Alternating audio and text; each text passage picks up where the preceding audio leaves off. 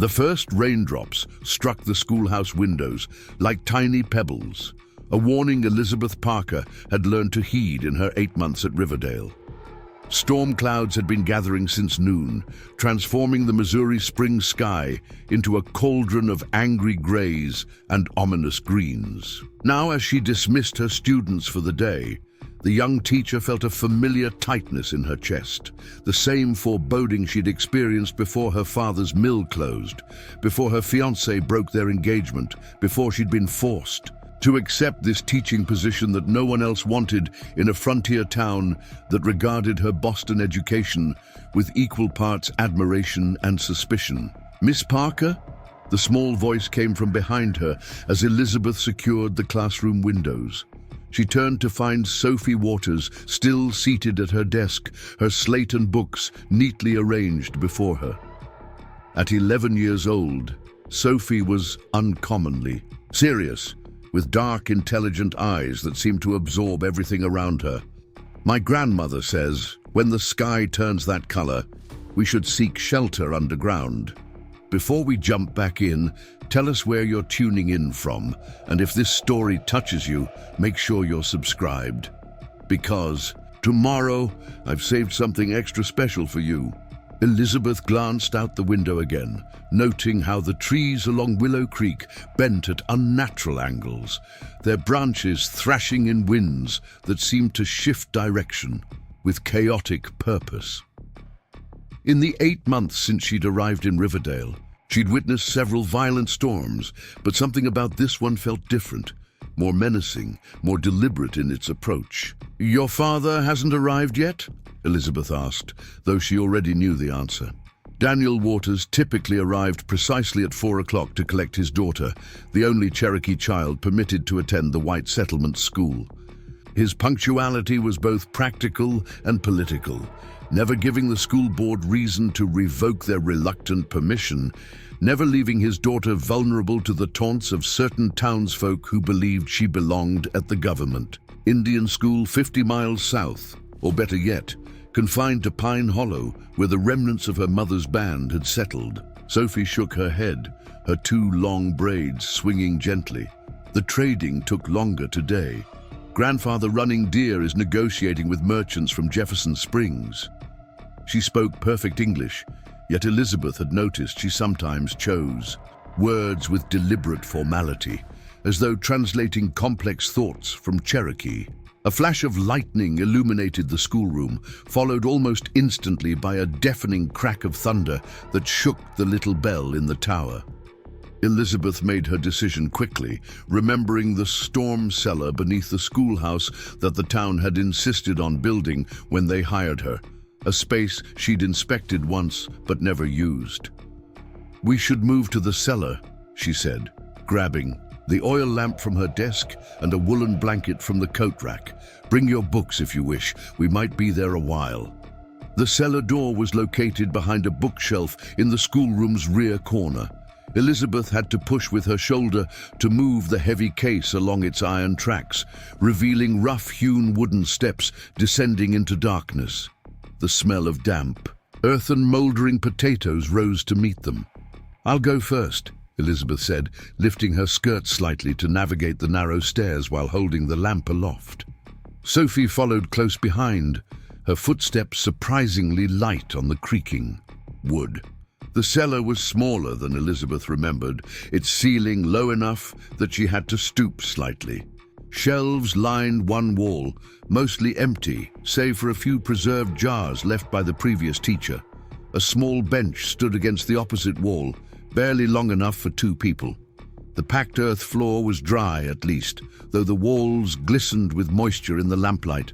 "My grandmother says cellars like this saved many of our people during the Great Storm 3 generations ago," Sophie commented, settling onto the bench and arranging her skirts with care that belied her youth. "The winds that walk in circles respect those who hide beneath the earth." Elizabeth was about to respond when a sound like an approaching freight train drowned all possibility of conversation. The lamp flame flickered wildly, casting grotesque shadows that danced across the cellar walls. Dust sifted down from between the floorboards overhead, and the entire structure seemed to groan under immense pressure. Without thinking, Elizabeth sat beside Sophie and pulled the girl close, wrapping the woolen blanket around them both. She felt the child trembling against her side, but noted with admiration that Sophie made no sound, her face a mask of concentration rather than fear. Above them, the world seemed to be tearing itself apart. The cacophony intensified until Elizabeth could distinguish individual sounds within the chaos: glass shattering, wood splintering, and a terrible wrenching noise that she realized must be the schoolhouse roof giving way. The cellar door banged open and closed, allowing momentary torrents of rain to splash down the stairs before a final crash indicated something heavy had fallen against it, sealing them in. Throughout the ordeal, Sophie had been whispering steadily, the same phrases repeated in a language Elizabeth didn't understand. Only when the worst of the noise began to subside did the teacher realize the girl was reciting what must be a traditional prayer or protection chant, her small voice steady despite the destruction happening above them. "It helps to speak the ancient words," Sophie explained, noticing Elizabeth's attention. "They remind us that storms end, that the sun returns, that what is broken can be mended." The wisdom in the child's words struck Elizabeth powerfully. At 28, she had come to Riverdale feeling broken herself. Her dreams of marriage shattered when her fiancé chose wealth over love, her teaching aspirations compromised by having to accept a position in a frontier town that valued practical knowledge over literature and philosophy. Yet in this moment of danger, she felt strangely calm, protected not just by the earthen walls around them, but by the quiet strength of the girl beside her. As the roaring gradually diminished, replaced by the steady drumming of heavy rain, Elizabeth checked the oil level in the lamp. "We should conserve this," she said, adjusting the wick to reduce the flame. "We don't know how long we'll need to stay down here." Sophie nodded, then reached into a small leather satchel and produced a bundle wrapped in cloth. "I still have my midday meal," she said. "Grandmother always packs extra because she says learning creates hunger of many kinds." Elizabeth smiled, touched by the offer. "We should save it for later, but thank you. Your grandmother sounds like a wise woman."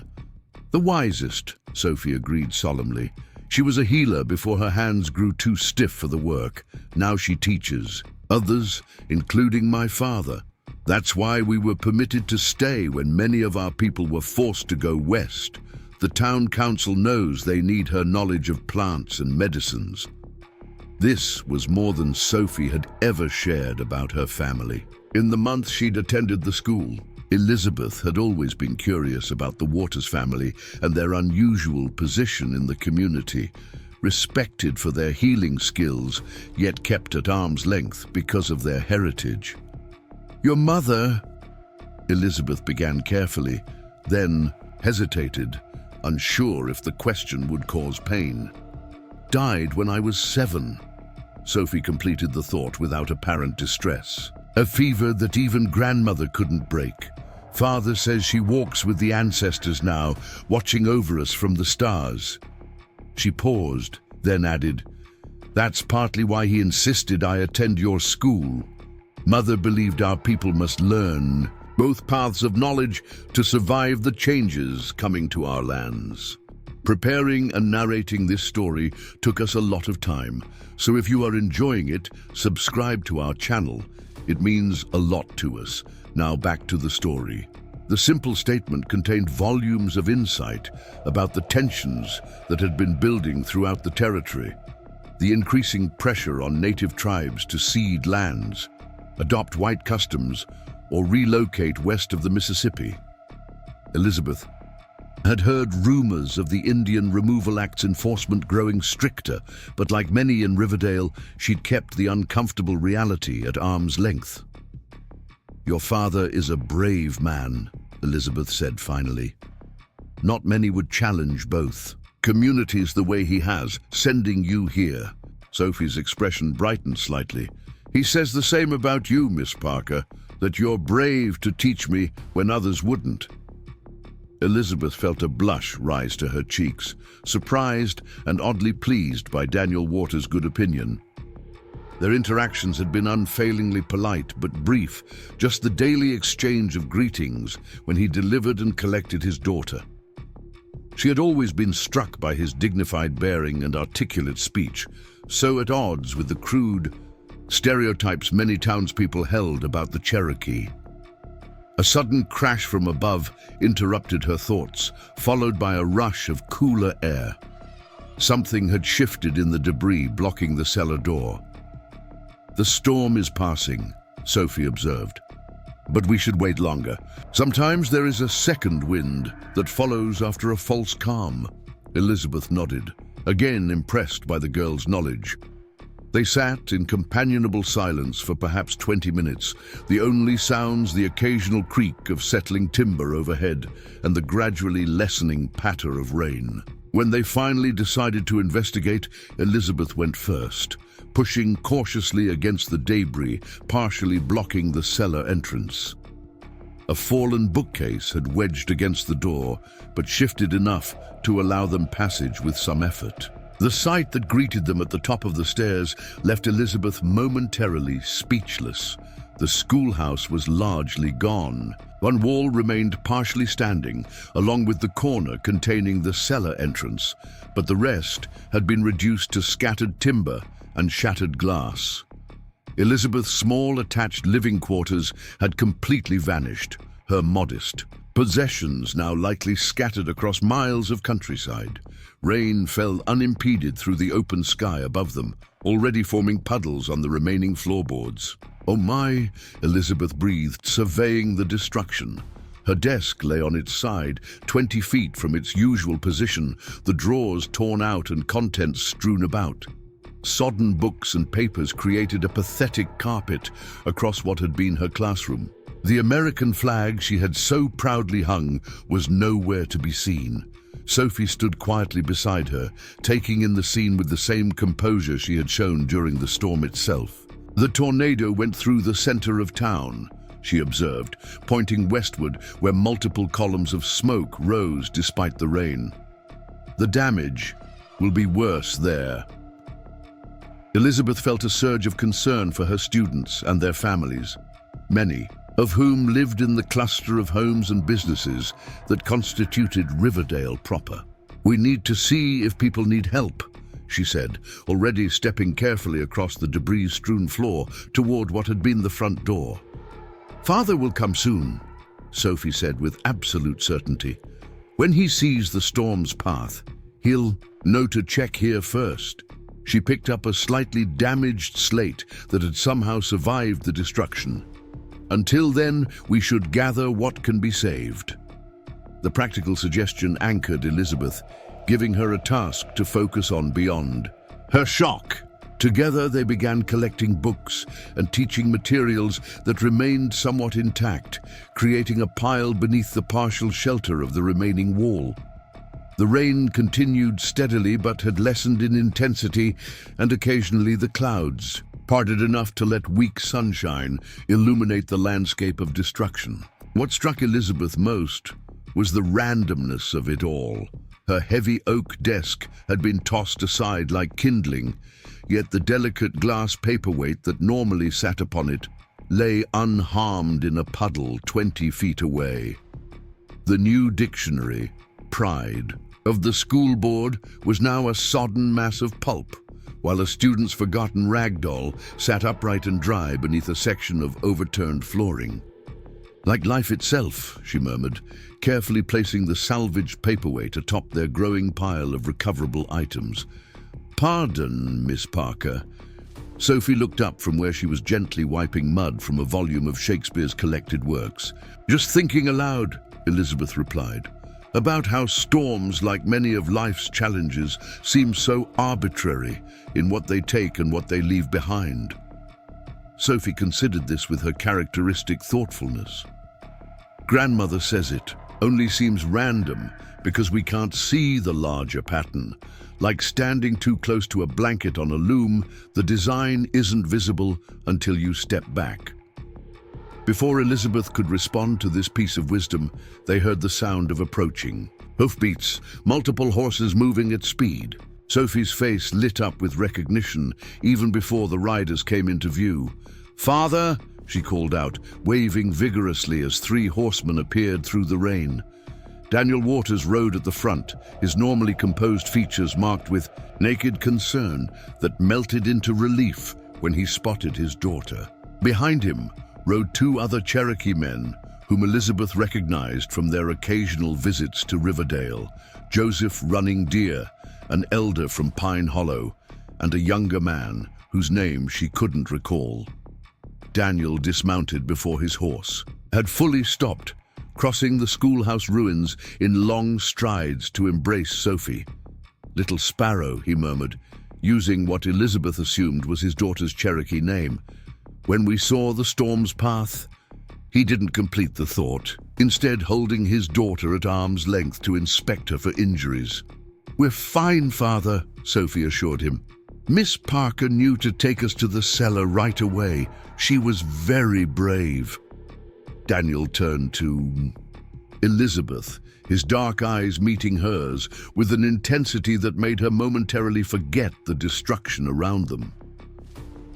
"Miss Parker," he said, his deep voice somehow both formal and intimate simultaneously.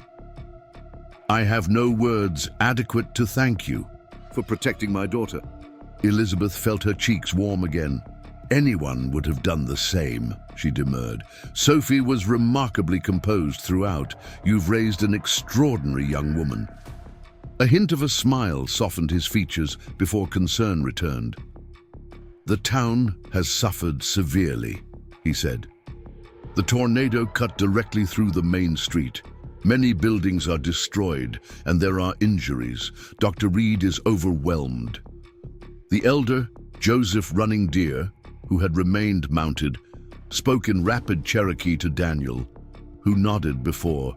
Translating, "The council has voted to offer shelter to those who need it. Pine Hollow was spared the worst of the storm. We have dry lodgings and supplies to share." Elizabeth was momentarily taken aback by the offer. Relations between Riverdale and the Cherokee settlement had been cordial but distant for years, a careful neutrality maintained by both sides. For the Cherokee Council to open their homes to the very townspeople who often regarded them with suspicion seemed remarkably generous. "That's very kind," she said carefully, "but will the town council accept such help? Mayor Wilson and some of the others can be rather..." She searched for a diplomatic term. "Set in their traditional thinking." Daniel's expression darkened slightly. "Pride makes poor shelter during a storm," he said. "But the offer stands regardless. We ride now to speak with Mayor Wilson directly." He turned back to Sophie. "You will come with us to Pine Hollow. Your grandmother is anxious to see you safe." "What about Miss Parker?" Sophie asked, glancing at her teacher. "Her home is destroyed too." All 3 Cherokee men looked at the ruined schoolhouse and the equally devastated teachers' quarters attached to it. Elizabeth suddenly felt the full impact of her situation. Everything she owned was gone, scattered by the winds or ruined by rain. She had no family in Riverdale, no close friends who might take her in. The boarding house in town where she'd stayed upon first arriving would likely be damaged as well. Daniel seemed to read her thoughts. "Miss Parker will be welcome in Pine Hollow as well, if she wishes to accept our hospitality."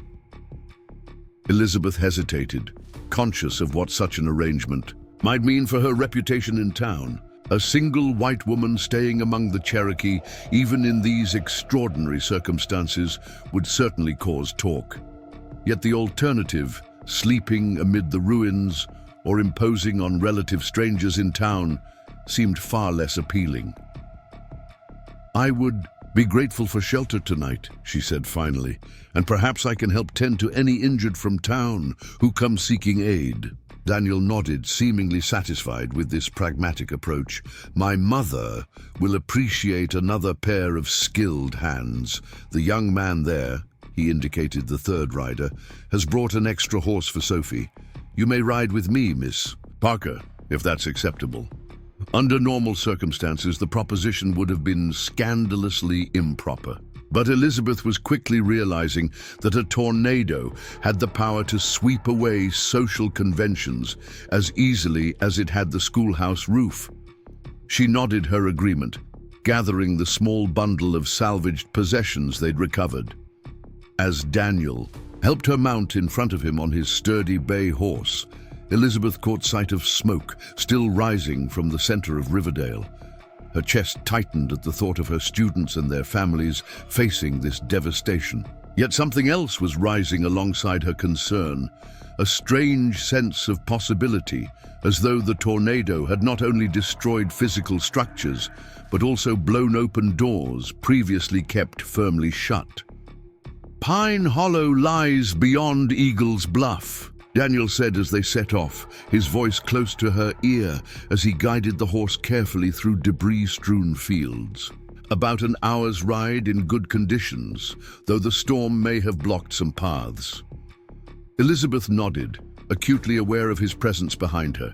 The careful way he held himself to maintain a respectful distance despite their physical proximity. The subtle scent of leather and wood smoke that seemed to cling to his buckskin jacket, the steady strength in the arms that reached around her to hold the reins. As they crested a small rise, the full extent of the tornado's destruction became visible. A clear path had been cut through the landscape as though drawn with a cruel ruler. Trees snapped like twigs, fields stripped of early crops, fences scattered like picked-up sticks. And there, in the distance, Riverdale itself, or what remained of it. The church steeple was gone, as was the roof of the meeting hall. Several homes had been flattened entirely, while others stood eerily intact beside them. The wind that walks in circles, Sophie murmured from her mount nearby, echoing her earlier description. Taking what it wishes, leaving what it doesn't. They rode in silence after that, each absorbed in private thoughts as they followed the ridgeline around the worst of the destruction. Occasionally they passed others on the road, dazed-looking farmers assessing damage to fields and livestock, a family walking with their few salvaged possessions bundled in quilts, a rider galloping toward Riverdale with what looked like medical supplies. The land began to change as they moved northeast, rising into more rugged terrain. Eagle's Bluff loomed ahead, its distinctive granite face catching the late afternoon sunlight that had finally broken through the diminishing clouds. As they rounded its base, a valley opened before them, and Elizabeth caught her first glimpse of Pine Hollow. The Cherokee settlement was smaller than she had imagined, but more established. About 20 structures formed a rough circle around a central clearing, with larger fields visible beyond. Some buildings were traditional Cherokee winter homes, dome-shaped and covered with bark, while others were log cabins that incorporated elements of both Cherokee and white building styles. Smoke rose from several chimneys, and Elizabeth could see people moving about with purpose, apparently preparing for the arrival of refugees from town. "It's beautiful," she said without thinking. Daniel's voice held a hint of surprise. "You find it so? Most visitors from town see only what's missing. No church steeple, no grand homes, no fenced gardens." "I see what's present," Elizabeth replied. "A community built in harmony with the land around it. Look how the homes are placed to shelter each other from wind, how the fields follow the natural contours of the valley." She felt, rather than saw, his smile. "My mother will like you, Miss Parker. She often says the Creator gave us 2 eyes, but only 1 mouth for good reason, to observe twice as much as we speak." As they descended into the valley, Elizabeth noticed new details. A small orchard of fruit trees, a crystal-clear stream running through the settlement's center, carefully tended herb gardens beside many homes. Several children paused in their play to watch the approaching riders, their expressions curious but not fearful. They had barely reached the edge of the settlement when an elderly woman emerged from one of the larger cabins, moving with surprising swiftness despite her apparent age. Eleanor Waters had the same dignified bearing as her son, her silver-streaked hair bound in a single long braid, her dark eyes sharp with intelligence beneath deep creases that spoke of both laughter and sorrow. "Grandmother!" Sophie called, sliding from her horse and running to embrace the older woman, speaking rapidly in Cherokee. Eleanor listened to her granddaughter with intense focus, occasionally glancing toward Elizabeth and Daniel as they dismounted. When Sophie finished her account, the elder woman approached them with measured steps. "Miss Parker," she said in perfect, slightly accented English, "my granddaughter tells me you sheltered together through the tornado's fury. Our family owes you a debt."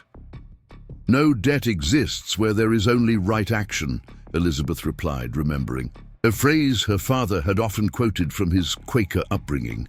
Eleanor's eyebrows rose slightly, and the hint of a smile touched her lips. "Well said." She gestured toward the cabin behind her. "Come inside. You must be hungry and in need of dry clothes. Soon others may arrive from your town seeking refuge, and there will be little time for rest once they do." The interior of the Waters home was immaculately kept and surprisingly spacious. A central room served as both kitchen and gathering space, with a large stone fireplace along one wall and well-crafted wooden furniture arranged for conversation.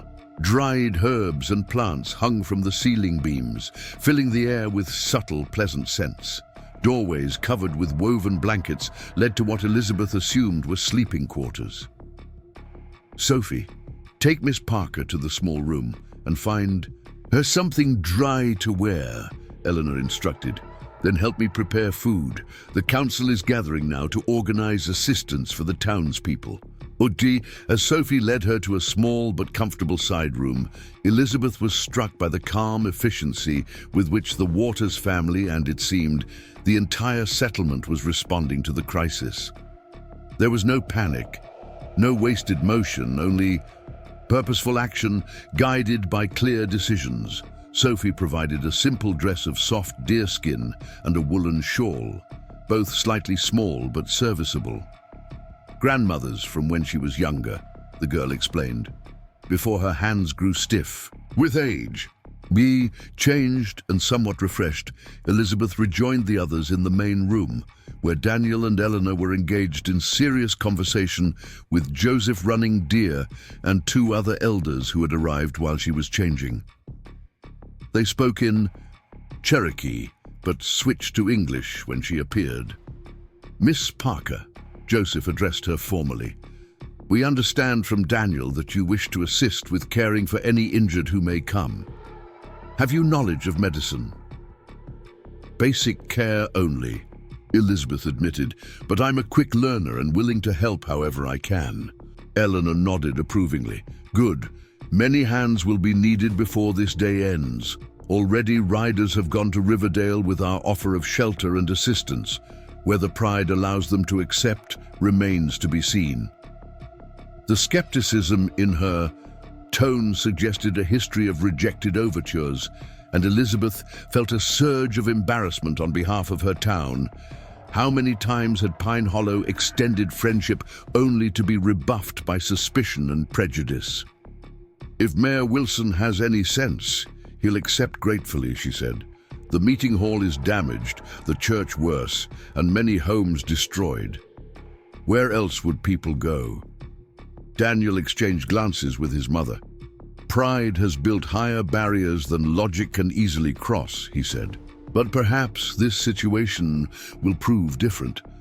They didn't have long to wonder. Within the hour, the first refugees from Riverdale began to arrive. A young family whose home had been completely destroyed, an elderly couple suffering from exposure, and 3 children whose parents had sent them ahead while they tried to salvage what they could from their damaged farm. Elizabeth found herself working alongside Eleanor in what proved to be a well-equipped healing room adjacent to the main cabin. The older woman's knowledge of medicinal herbs and treatments was impressive, combining traditional Cherokee remedies with adaptations of Western medicine she had apparently studied with deliberate purpose. Dr. Reed and I have exchanged knowledge.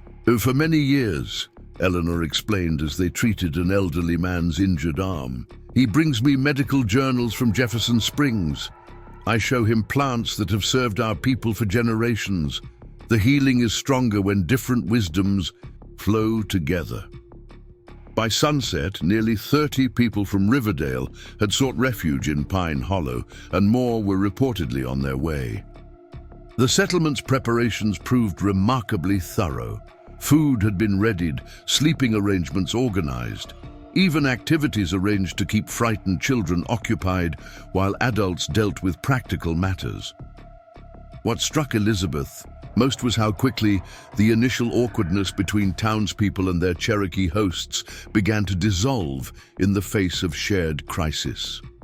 Martha Jenkins, the innkeeper whose establishment had lost its roof, worked alongside Cherokee women preparing evening meals. Thomas Blackwell, whose general store had been severely damaged, engaged in serious discussion with Joseph Running Deer about salvaging merchandise and securing temporary trading arrangements. As darkness fell, Elizabeth found herself seated beside Daniel near one of several communal fires where people gathered to eat and seek comfort in company. In the firelight, his features seemed both stronger and gentler, the proud lines of his Cherokee heritage softened by an expression of quiet concern as he watched the mixed gathering of his people and townspeople. "Your settlement has shown extraordinary generosity today," Elizabeth said softly. Daniel was silent for a moment before responding. "Many years ago, when sickness swept through Riverdale, Dr. Reed rode to Pine Hollow seeking my mother's help. Together they saved many lives, both in town and here. Some memories run deeper than prejudice. Yet the divisions remained afterward," Elizabeth observed.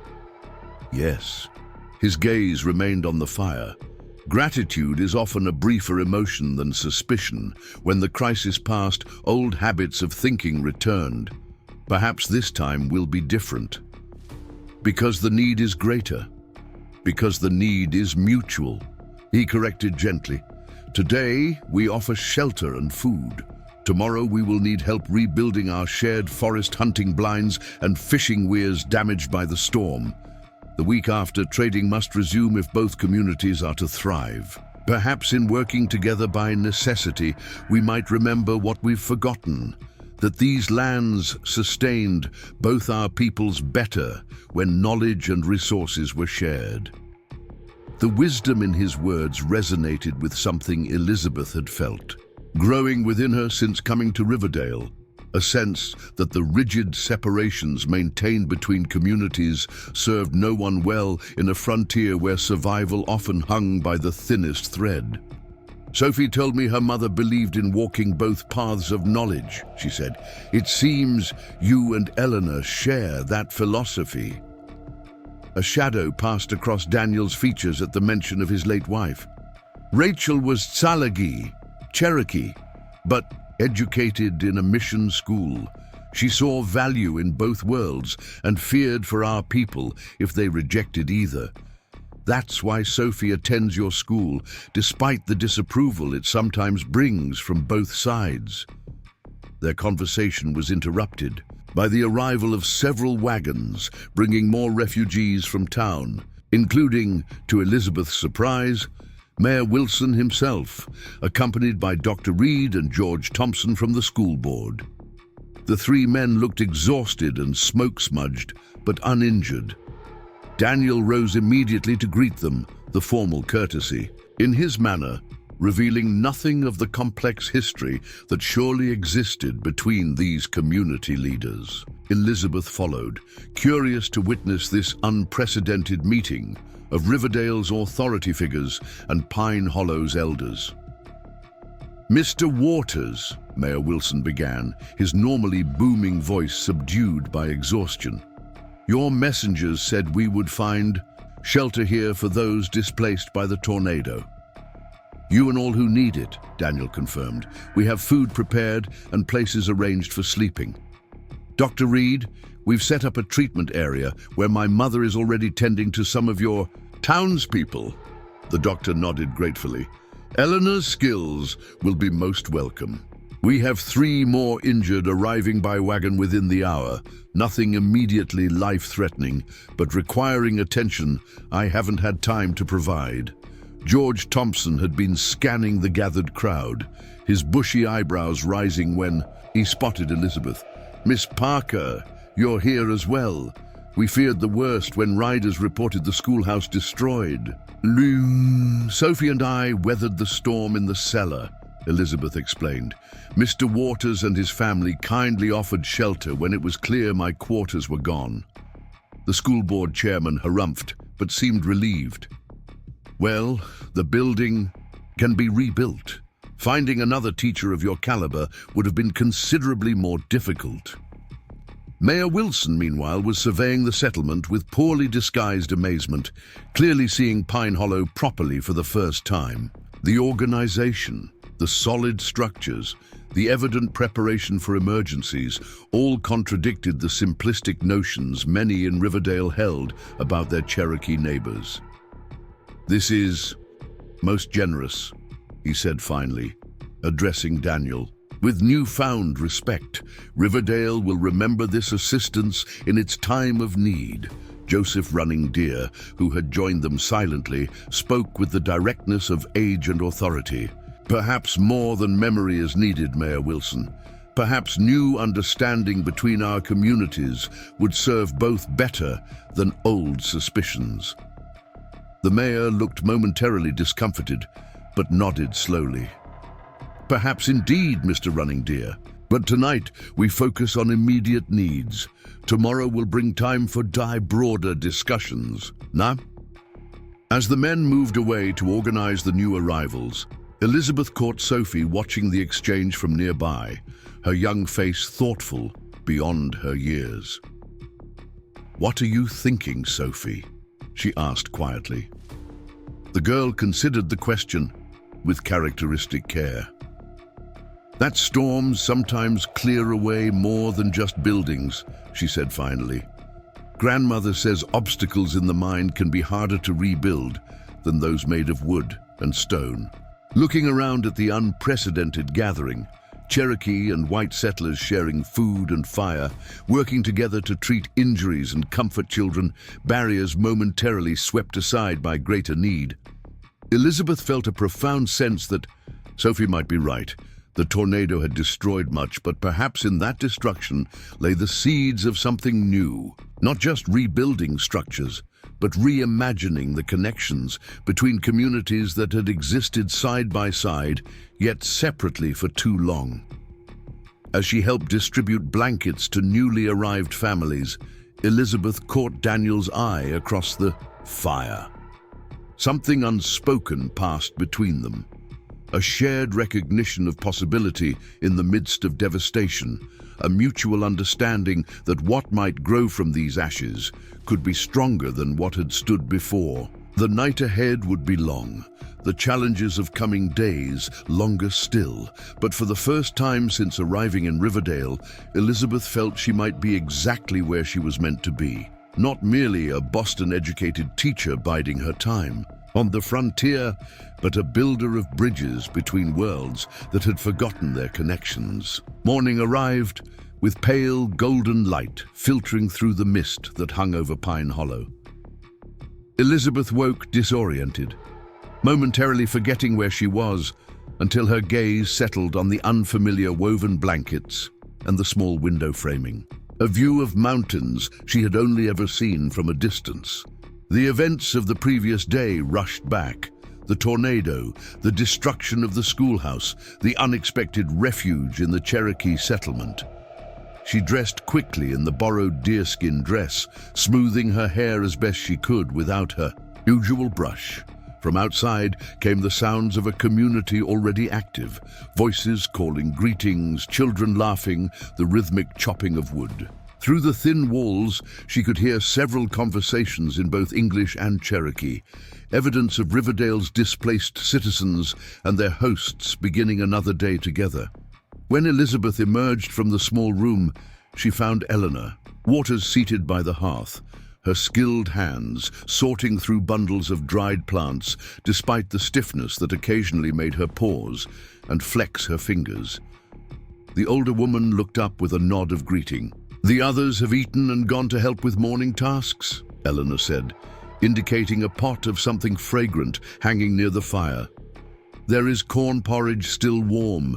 You should eat before joining them." Elizabeth accepted the simple wooden bowl gratefully. The porridge was unlike any she had tasted before, heartier than what she usually prepared, with subtle flavors she couldn't identify. "This is delicious," she said after the first spoonful, "different from what I'm accustomed to." Eleanor's lined face showed a hint of approval. "Hickory nuts and dried berries," she explained. "Foods that strengthen the body and clear the mind. Both will be needed today." "Have more people arrived from town during the night?" Elizabeth asked, settling on a low stool across from the elder. "Several families, yes, and messengers report others are preparing to come." Eleanor set aside her herbs and fixed Elizabeth with a direct gaze. "Mayor Wilson and the council members have called a meeting at midday. They wish to discuss how long the townspeople might remain here and what assistance Pine Hollow might provide for rebuilding Riverdale." The phrasing caught Elizabeth's attention, not what assistance might flow in both directions. A subtle smile touched Eleanor's lips. "You perceive well for one so new to our situation. Yes, that is precisely the imbalance my son and the elders noticed in the request. Always it is asked what the Cherokee might provide, rarely what might be shared between equals." Elizabeth considered this as she finished her breakfast. The power dynamics between Riverdale and Pine Hollow had always seemed fixed and immutable. Since her arrival, the town tolerating the Cherokee settlement for its convenient source of furs, herbal medicines, and occasional labor, while the Cherokee endured the town's condescension in exchange for access to goods they couldn't produce themselves and the tenuous protection of being considered civilized Indians by local authorities. But the tornado had temporarily inverted this relationship, making the townspeople dependent on Cherokee generosity. "Such moments come rarely," Eleanor observed, seeming to read Elizabeth's thoughts. "When old patterns are disrupted enough for new ones to form." Before Elizabeth could respond, Sophie burst through the doorway, her face alight with excitement despite the circumstances. "Miss Parker, you're awake. Father says if you're willing, your help is needed with the children. Many are frightened and confused, and the Cherokee children speak little English, while the town children know no Cherokee." Elizabeth rose immediately. "Of course. Where are they gathered?" Sophie led her outside, where Pine Hollow revealed itself fully in the morning light. The settlement appeared even more organized than it had seemed upon their arrival. The central clearing served as a community space where several cooking fires now burned, tended by women from both communities working with cautious coordination. Men from Riverdale and Pine Hollow were constructing temporary shelters at the village edge, expanding the settlement's capacity with surprising efficiency. Elizabeth noticed Daniel conferring with Mayor Wilson near one of these new structures, their conversation appearing earnest but not contentious. The mayor seemed to be listening more than speaking, a notable departure from his usual demeanor. In town meetings, "Father has been awake since before dawn," Sophie commented, following Elizabeth's gaze. "He believes this disaster might become an opportunity if handled with wisdom." They continued to a small clearing where approximately 20 children had gathered. a mix of Cherokee and white youngsters regarding each other with curiosity tinged with uncertainty. Martha Jenkins from the Riverdale Inn was attempting to organize some kind of activity, but the language barrier and cultural differences were creating obvious challenges. "Oh, Miss Parker, thank heavens," Martha exclaimed upon seeing her. "These little ones need something constructive to keep their minds off yesterday's troubles, but I'm at a loss with half of them not understanding a word I say." Elizabeth surveyed the group, noting how they had naturally segregated themselves. Cherokee children on one side, Riverdale children on the other, with a few exceptions where younger ones had shyly begun to interact. Among them, she recognized several of her students, their faces brightening with relief at the sight of their teacher. "Perhaps we could start with introductions," Elizabeth suggested. "Sophie, would you help translate?" What began as a simple name exchange gradually evolved into something more meaningful. Elizabeth recalled a game she had used in her classroom to help younger students learn vocabulary, adapting it to serve as a bridge between the two groups. With Sophie translating, she had each child teach one word in their language to the others. Simple, concrete nouns like tree, bird, and water that could be easily demonstrated. To Elizabeth's delight, the exercise quickly became a source of both learning and laughter as children from both communities mangled pronunciation and celebrated successful repetitions. Before long, they had moved on to counting in both languages. Then to a Cherokee game Sophie introduced that required no verbal communication at all, just coordinated movements in a circle with stones passed rhythmically from hand to hand. "You have a gift with them," observed a deep voice behind her. Elizabeth turned to find Daniel watching the now integrated group of children, his expression thoughtful. "Children adapt more readily than adults," she replied. "They haven't yet fully absorbed the barriers we create." "True enough." He gestured toward the main gathering area. "The council meeting will begin soon. I've suggested your presence. Might be valuable if you're willing." Elizabeth raised her eyebrows in surprise. "Me? I have no authority in town decisions." "You bridge both worlds in your own way," Daniel explained. "You've earned respect in Riverdale while showing unusual openness to Cherokee perspectives. Such mediating voices may prove essential today." Martha overheard this exchange and nodded emphatically. "He's right, Miss Parker. The school board thinks highly of you, and you've certainly demonstrated good sense during this crisis. Besides," she added with a meaningful look, "some balance is needed against George Thompson's more traditional views." Elizabeth understood the unspoken concern. If the school board chairman dominated Riverdale's side of the discussions, any potential for deeper cooperation might be limited by his well-known opinions about maintaining strict separation between the communities. "I'll come," she decided, "though I can only speak as an individual, not for the town." Daniel's subtle smile suggested this was precisely what he had hoped to hear. Individual voices speaking truth often carry more weight than official declarations. The council meeting had been arranged in Pine Hollow's largest structure, a round council house with a central fire pit and walls lined with woven mats. When Elizabeth entered alongside Daniel, she found the space already filling with representatives from both communities. The Cherokee elders, including Joseph Running Deer, sat in a semicircle on one side, while Mayor Wilson, George Thompson, Dr. Reed and Thomas Blackwell from the general store represented Riverdale's interests on the other. Eleanor Waters occupied a unique position slightly apart from both groups, her status as a respected healer apparently granting her special standing. She nodded slightly to Elizabeth, indicating an empty space near her that offered a similar middle ground. "Miss Parker." Mayor Wilson acknowledged her arrival with mild surprise. "I hadn't expected you to join these deliberations. Mr. Waters suggested my perspective might be of some value." she replied evenly, taking the seat Eleanor had indicated. Given that the schoolhouse will need rebuilding along with much of the town, George Thompson harumphed but didn't object to her presence, though Elizabeth noticed his disapproving glance at her borrowed Cherokee clothing. She held his gaze steadily until he looked away. Joseph Running Deer opened the proceedings with dignified formality, speaking first in Cherokee and then in English. We gather today as two peoples sharing one challenge.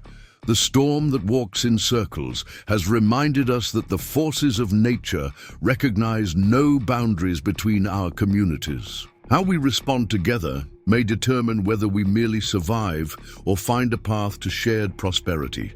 Mayor Wilson cleared his throat before responding. Pine Hollow has shown extraordinary generosity in our time of need. Riverdale is grateful for the shelter and assistance provided to our displaced citizens. He paused, clearly choosing his next words carefully. However, we must begin planning for Riverdale's rebuilding as quickly as possible. Our people cannot impose on your hospitality indefinitely. No one suggests indefinite dependence, Daniel replied calmly. But hasty, rebuilding without proper planning might leave Riverdale vulnerable to future storms. There is wisdom our people can offer about building structures that withstand high winds, wisdom earned through centuries of living in these mountains. Thomas Blackwell, normally taciturn in town meetings, spoke up unexpectedly. I noticed none of your buildings lost roofs in the tornado, while nearly every structure in Riverdale suffered such damage. There may indeed be practical knowledge worth sharing. This pragmatic observation shifted the atmosphere subtly. Dr. Reed followed with his own practical concern. My greatest worry is disease. With so many people living in close quarters and warmer weather approaching, we must be vigilant. Eleanor's medicinal knowledge has already proven invaluable, but we should discuss how to maintain health through what may be a lengthy rebuilding period. For nearly an hour, the discussion remained focused on immediate practicalities: sanitation arrangements, food supplies, care for the injured, salvage operations in town. Elizabeth observed the dynamic with interest, noting how initial formality gradually relaxed as specific problems required specific solutions that drew on expertise from both communities. It was George Thompson who eventually voiced what Elizabeth suspected many from Riverdale were thinking. While this temporary arrangement is necessary, we must be clear that it is indeed temporary. Our communities have maintained separate existence, for good reasons. Once rebuilding is complete proper, boundaries should be restored. A charged silence followed this statement. Joseph Running Deer studied Thompson thoughtfully before responding. The boundaries you speak of, were they created from wisdom or from fear? Have they served to protect what is valuable or to prevent understanding of what might be shared? Thompson bristled visibly. Our ways of life are different. Riverdale is a God-fearing, civilized community with proper schools, churches, and governance. While we appreciate your assistance in this crisis, Mr. Thompson, Elizabeth interrupted, unable to remain silent. Forgive me, but I've observed both communities closely since arriving in Riverdale. The differences you emphasize seem far less significant than the common challenges all people in this region face. Unpredictable weather, limited resources, isolation from larger settlements, the need for sustainable hunting and farming practices. All eyes turned to her, and Elizabeth felt a momentary flutter of doubt about speaking so directly in this gathering of community leaders. But Daniel's subtle nod encouraged her to continue.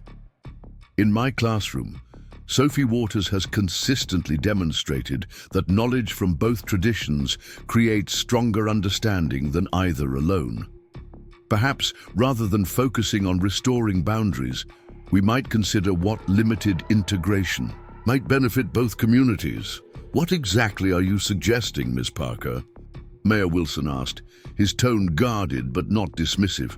Elizabeth gathered her thoughts, aware she was treading into territory with historical complexities far beyond her complete understanding.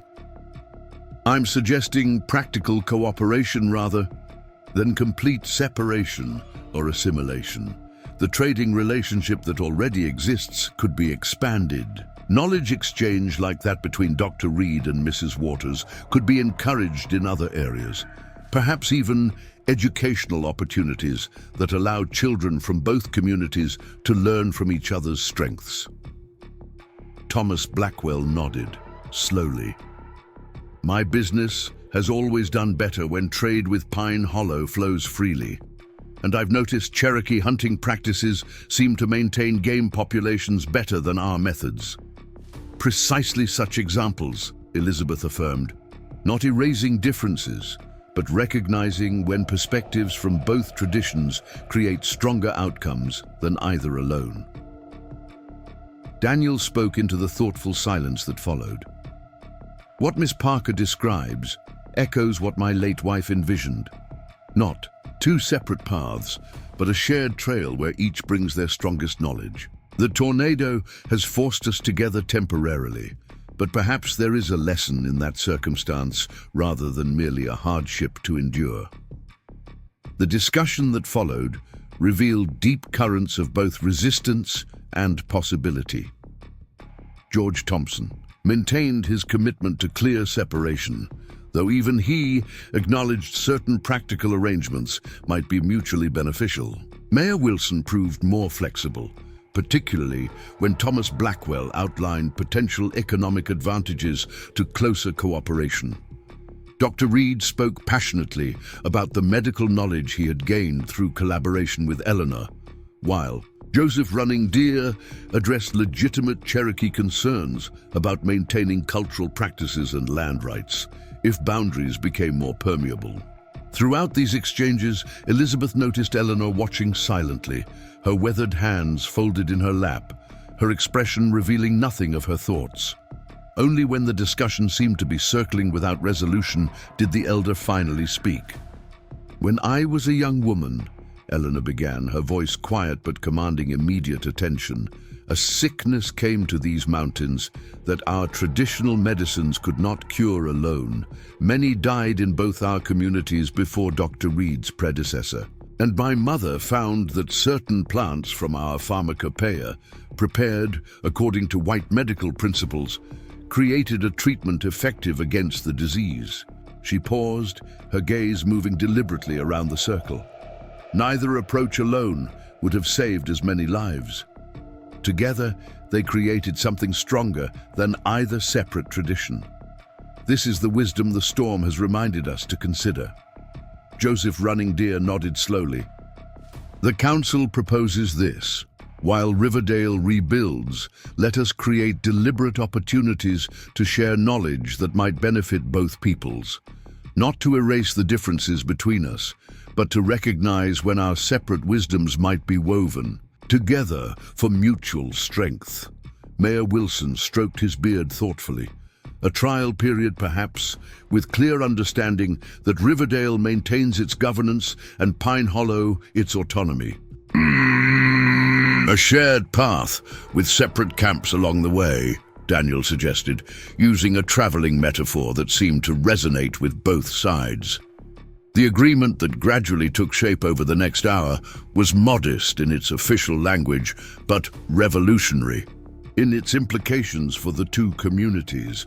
Riverdale citizens would remain at Pine Hollow until essential structures could be rebuilt, estimated at 4 to 6 weeks for basic shelter. During this time, formal knowledge exchanges would be arranged in key areas: construction techniques, medicinal practices, and education. Most significantly for Elizabeth, the temporary school to be established for all children during this period would incorporate elements from both educational traditions. She found herself appointed to work with Sophie's grandmother to develop this experimental curriculum, a responsibility both exhilarating and intimidating. As the council meeting concluded, Elizabeth noticed George Thompson deep in conversation with Joseph Running Deer, their expressions suggesting not agreement, but at least serious engagement with each other's perspectives. Dr. Reed and Eleanor had already moved to practical planning for expanding the treatment area to accommodate more patients, while Thomas Blackwell was discussing salvage operations with several Cherokee men who knew the river patterns that might have carried merchandise downstream. Your words helped create an opening where there might have been only defensive positioning, Daniel commented quietly as they exited the council house. Not many from Riverdale would have spoken as you did. Elizabeth felt a complex mix of emotions at his approval. I spoke only what seems evident to me as someone who came here without the weight of past conflicts. The separation between our communities has always seemed arbitrary given how much you depend on each other, even if that dependence isn't always acknowledged.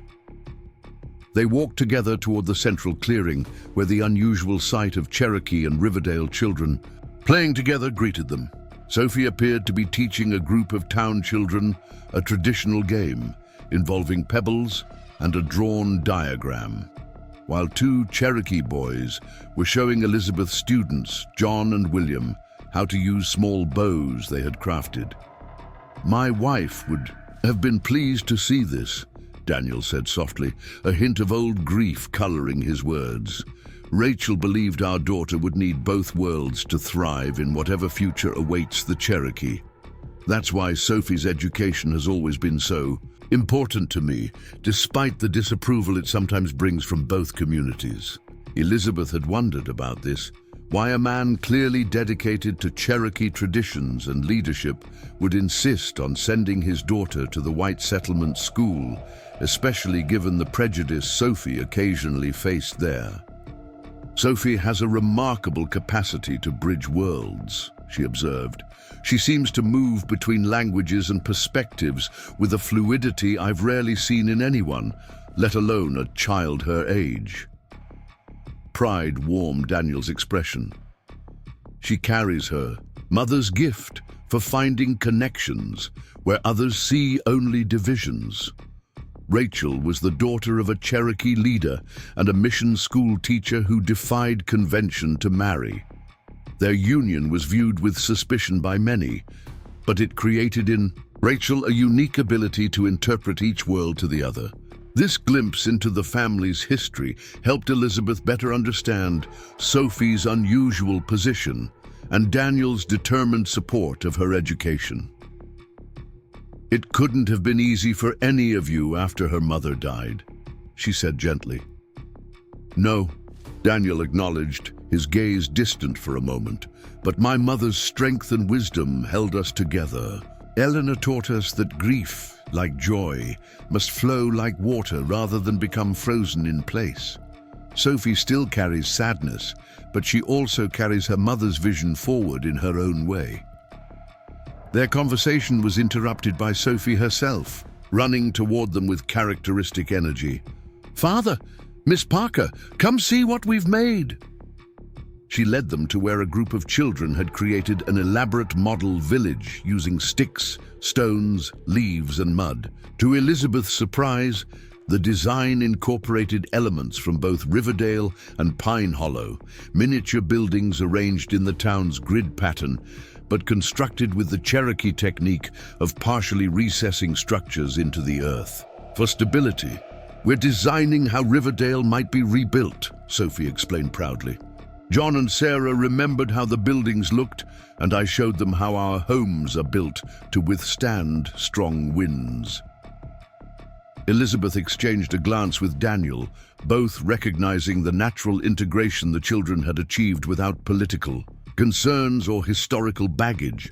"This is remarkable," she told the children. "You've combined ideas from both communities to create something stronger." "That's what Grandmother says is best," Sophie replied matter-of-factly. "Taking the strongest wisdom from different sources makes better solutions than using only one way of thinking."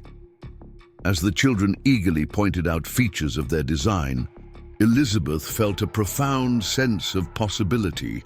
The tornado's destruction had created an opening, however temporary, for new patterns to emerge. Whether these tentative connections would endure once crisis conditions passed remained uncertain, but the seeds of change had clearly been planted. Later that afternoon, Elizabeth joined Eleanor as promised to begin planning the temporary school that would serve all children during Riverdale's rebuilding. They sat at a small table in Eleanor's healing room, surrounded by neatly organized herbs and remedies that represented generations of accumulated knowledge. "We should begin with what is most essential," Eleanor suggested, her gnarled fingers tracing patterns on a piece of bark paper. "Reading, writing, and calculation in English, as your school provides, but also practical knowledge of plants, weather signs, and sustainable hunting practices from Cherokee tradition." Elizabeth nodded, already envisioning how such a curriculum might be structured. "We could organize the day so that morning hours focus on academic subjects, while afternoons are dedicated to practical skills and traditional knowledge. Would other Cherokee adults besides yourself be willing to teach specific skills?" "Several have already expressed interest," Eleanor confirmed. "Many see value in sharing certain knowledge with the younger generation of both communities, particularly regarding living harmoniously with the land." Their planning session extended into the evening, the simple list of subjects gradually expanding into a comprehensive approach that honored both educational traditions while creating something new. At their intersection, Elizabeth found herself energized by the collaboration, recognizing that her own Boston education, while thorough in academic subjects, had neglected practical knowledge that proved essential on the frontier. Sophie mentioned that her mother believed in walking two paths of knowledge, Elizabeth said as they finished for the day. "This curriculum seems to embody that vision." Eleanor studied her thoughtfully. Rachel saw clearly what many miss, that strength comes not from choosing one tradition over another, but from drawing wisdom from multiple sources. The tornado has created temporary conditions where such integration might be tested. She paused, her dark eyes holding Elizabeth steadily. "The question remains whether what grows during this unusual season will survive once old patterns reassert themselves." "You don't sound optimistic," Elizabeth observed. "I have seen too many promising beginnings wither when confronted with the deep roots of separation," Eleanor acknowledged. "Yet I continue to plant seeds regardless, knowing that some may find fertile ground." She smiled suddenly, the expression transforming her lined face. "Besides, Rachel taught Daniel and me to recognize that change often comes not through grand declarations, but through small, daily choices that gradually create new patterns." As Elizabeth prepared for sleep that night, these words echoed in her mind. From her small window, she could see campfires where Cherokee families and Riverdale refugees talked together, sharing food and stories as the day came to a close. The conversations still held the careful politeness of those not fully comfortable with each other, yet the mere fact of their occurring represented a shift from the rigid separation that had characterized relations between the communities before the tornado. Small, daily choices. Perhaps Eleanor was right, that sustainable change would come not through dramatic council declarations, but through these modest interactions. Children playing together, knowledge shared over cooking fires, collaborative work on rebuilding projects. Riverdale citizens experiencing Cherokee hospitality firsthand, rather than through distorted rumors and assumptions. Elizabeth's gaze drifted to where Daniel sat with Mayor Wilson and several other men from both communities, their discussion appearing earnest but not tense. In the firelight, his profile showed the same quiet strength she had noticed during their first meeting months ago when he had brought Sophie to school. She had been struck then by his dignity and articulate manner, so at odds with the crude stereotypes many townspeople held. Now, seeing him navigate these complex negotiations with both firmness regarding Cherokee interests and genuine openness to meaningful cooperation, Elizabeth felt a disconcerting warmth that went beyond professional admiration. The thought brought both confusion and a certain clarity. Her interest in bridging these communities had become personal in ways she hadn't anticipated. Sleep came slowly that night, her mind filled with possibilities both promising and unsettling. The tornado had indeed cleared away more than physical structures, exposing foundations both vulnerable and sound in herself, as well as the communities she now found herself helping to rebuild. Dawn broke over Pine Hollow with a spectacular array of colors painting the eastern sky. Elizabeth had risen early, unable to sleep as plans for the temporary school occupied her thoughts. Standing outside Eleanor's cabin, she breathed deeply of the mountain air, still fresh from yesterday's rains, but now carrying hints of wood smoke as cooking fires came to life throughout the settlement. The past 3 days had established new rhythms as Riverdale's displaced citizens and their Cherokee hosts adapted to their unusual circumstances. Initial awkwardness had begun giving way to practical cooperation, though clear divisions remained. Some town residents kept to themselves, accepting Cherokee hospitality with stiff politeness while avoiding deeper engagement. Others, particularly those whose children had quickly formed friendships with Cherokee playmates, showed growing comfort with the settlement's ways. "You're awake with the birds," observed a voice behind her. Elizabeth turned to find Daniel approaching, carrying a small bundle wrapped in cloth. "My mother thought you might appreciate these for your first day of teaching." He handed her the package, which revealed several sticks of charcoal and sheets of smooth bark prepared for writing. "Paper is precious, and what wasn't ruined in Riverdale will be needed for town records. These will serve until proper supplies can be obtained from Jefferson Springs." "Thank you," Elizabeth said, touched by the thoughtfulness. "I was just wondering how we would manage without slates and books." "Cherokee children have been learning without such things for generations," Daniel replied, with a hint of amusement. "Though I admit different tools serve different purposes. Sophie treasures her books from your classroom. We managed to salvage 3 that were protected in her satchel during the storm." This reminded Elizabeth of all that had been lost, not just the schoolhouse itself, but years of accumulated materials, records, and personal treasures. The grief must have shown on her face, for Daniel's expression softened. "What is destroyed can be rebuilt," he said gently. "Perhaps in better form than before." The double meaning wasn't lost on Elizabeth. "That seems to be the hope guiding many decisions these days," she replied, "though I notice not everyone shares it." Daniel nodded, his gaze sweeping across the settlement where Riverdale citizens and Cherokee were beginning their day's activities with varying degrees of integration.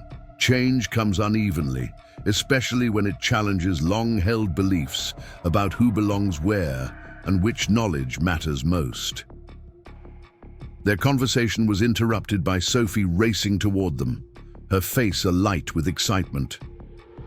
"Miss Parker, the children are gathering by the council house. Martha Jenkins is telling them you'll begin teaching this morning." Elizabeth smiled at her enthusiasm. "Indeed we will. Your grandmother and I finished our planning last night.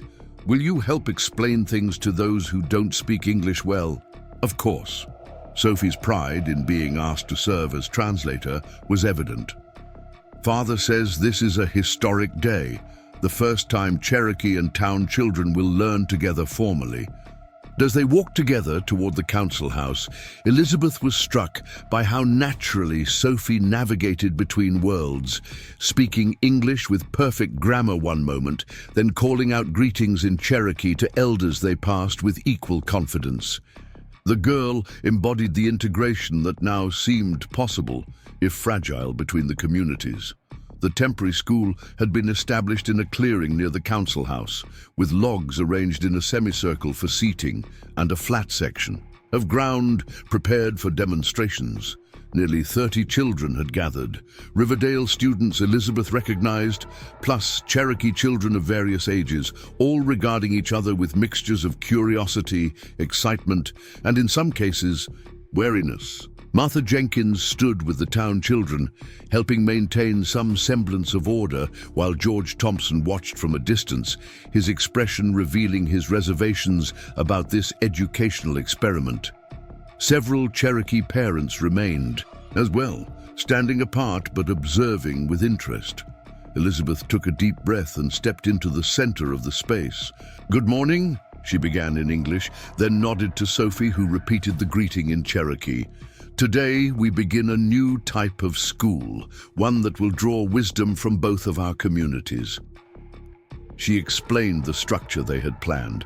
Mornings would focus on reading, writing, and mathematics, using both English and Cherokee examples. Afternoons would be dedicated to practical knowledge, plant identification, weather prediction, craft skills, and other areas where Cherokee expertise would lead the instruction. "We will all be both teachers and students in this school," Elizabeth concluded. "Each of us has knowledge to share and much to learn." Lebeau, as she organized the children into groups based on their existing abilities rather than community origin, Elizabeth noticed George Thompson approach Daniel, who had remained to observe the school's beginning. Their conversation appeared tense, but civil, with Thompson gesturing occasionally toward the mixed groups of children. The morning's lessons proceeded more smoothly than Elizabeth had dared hope. The Cherokee children, who already knew some English, helped bridge communication gaps, while the natural curiosity of childhood often overcame cultural barriers.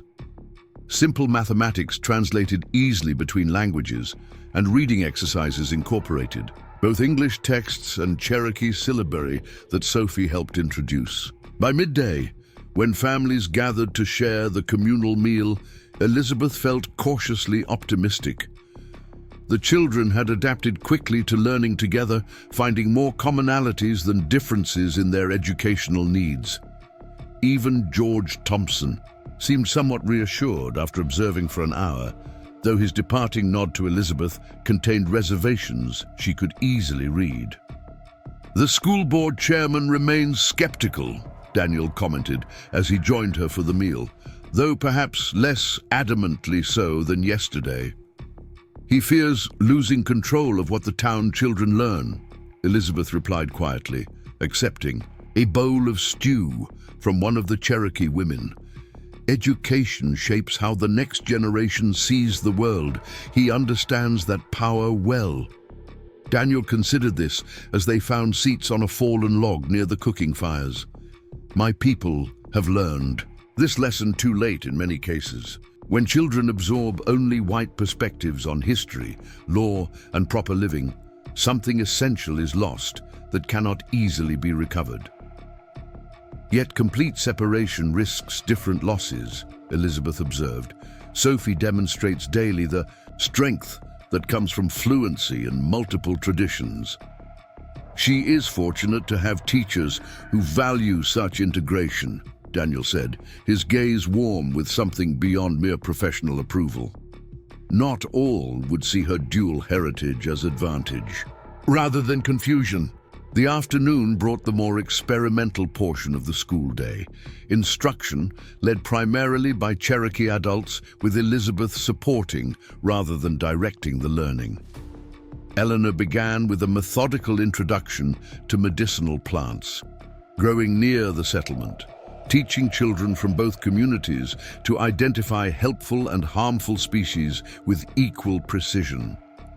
Elizabeth watched with fascination as town children who sometimes struggled with abstract concepts in her classroom demonstrated remarkable focus when learning practical skills with immediate applications.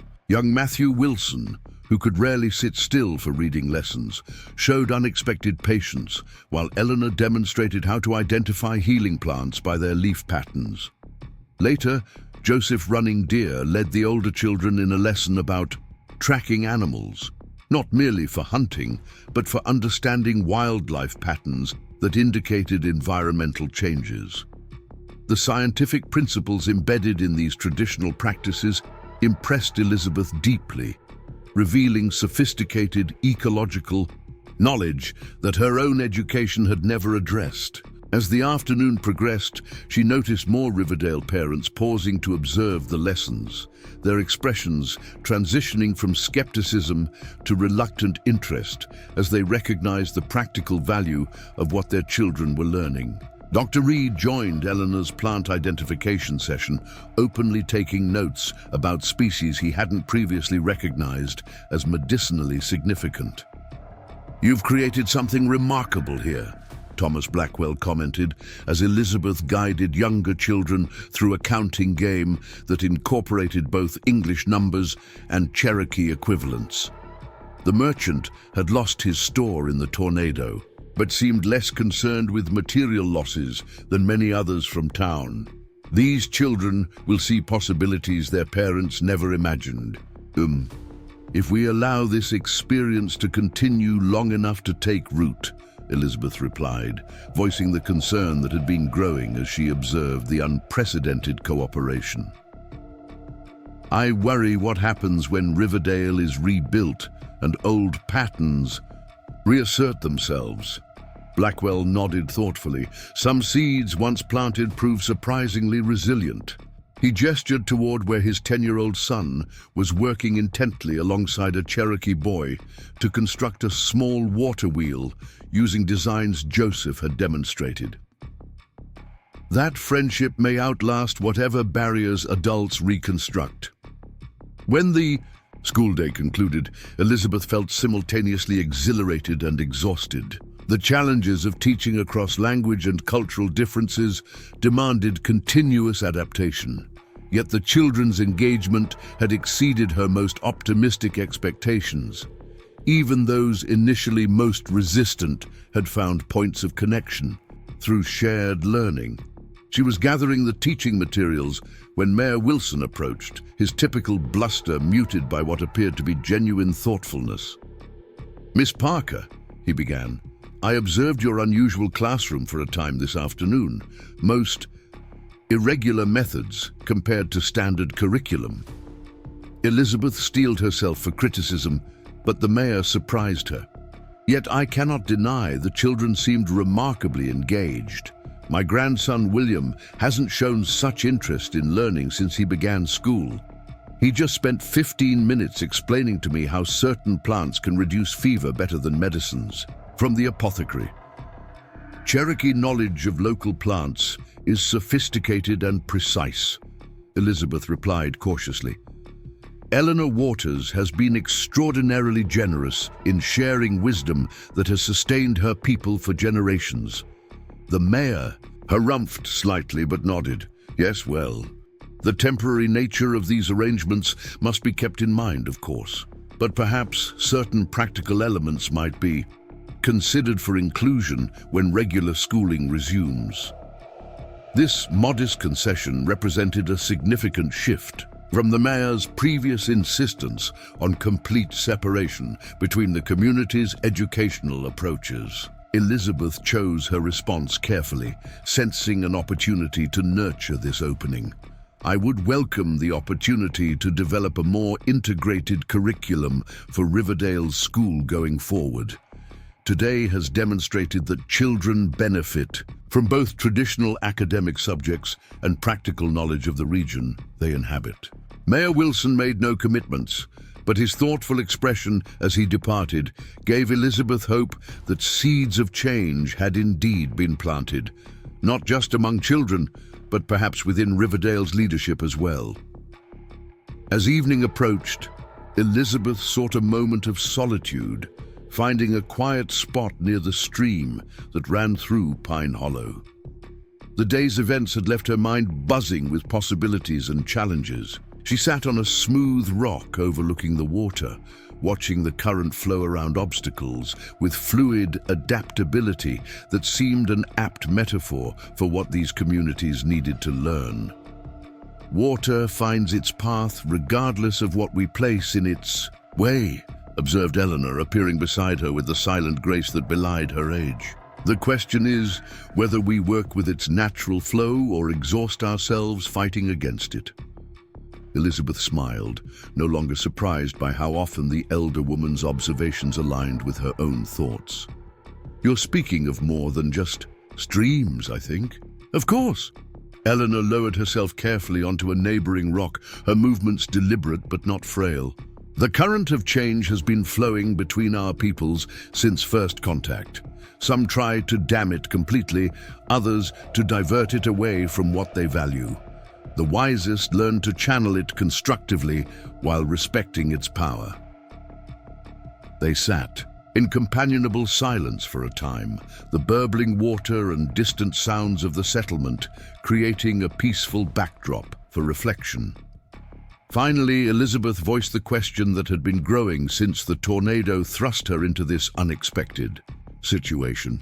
Do you believe what we're attempting here can last beyond crisis conditions? Once Riverdale is rebuilt, won't most townspeople simply return to familiar patterns? Eleanor considered this with characteristic thoroughness.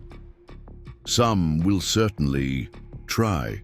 Comfort with the known is a powerful force. She gestured toward the settlement. Yet look at what 3 days have already accomplished. Cherokee children learning reading and mathematics they might otherwise never access. Town children discovering practical knowledge about the world around them. Parents from both communities beginning to recognize value in what the other offers. She plucked a small stone from beside her and dropped it into the stream, watching the ripples spread outward. Such experiences change people in ways that cannot be entirely undone, even when physical separation resumes. The children especially will carry these memories forward. Like Sophie, Elizabeth murmured. Yes. Eleanor's expression softened with grandmother's pride. My granddaughter walks between worlds with unusual grace because she's been allowed to experience both fully rather than being forced to choose one over the other. What we have created these past days offers a similar opportunity to more children, however briefly. As twilight deepened into evening, Elizabeth rejoined the community gathering around the central fires. The atmosphere had subtly shifted from previous nights. The careful distance between Cherokee families and Riverdale refugees had diminished, with more integrated groupings and conversations flowing more naturally across community boundaries.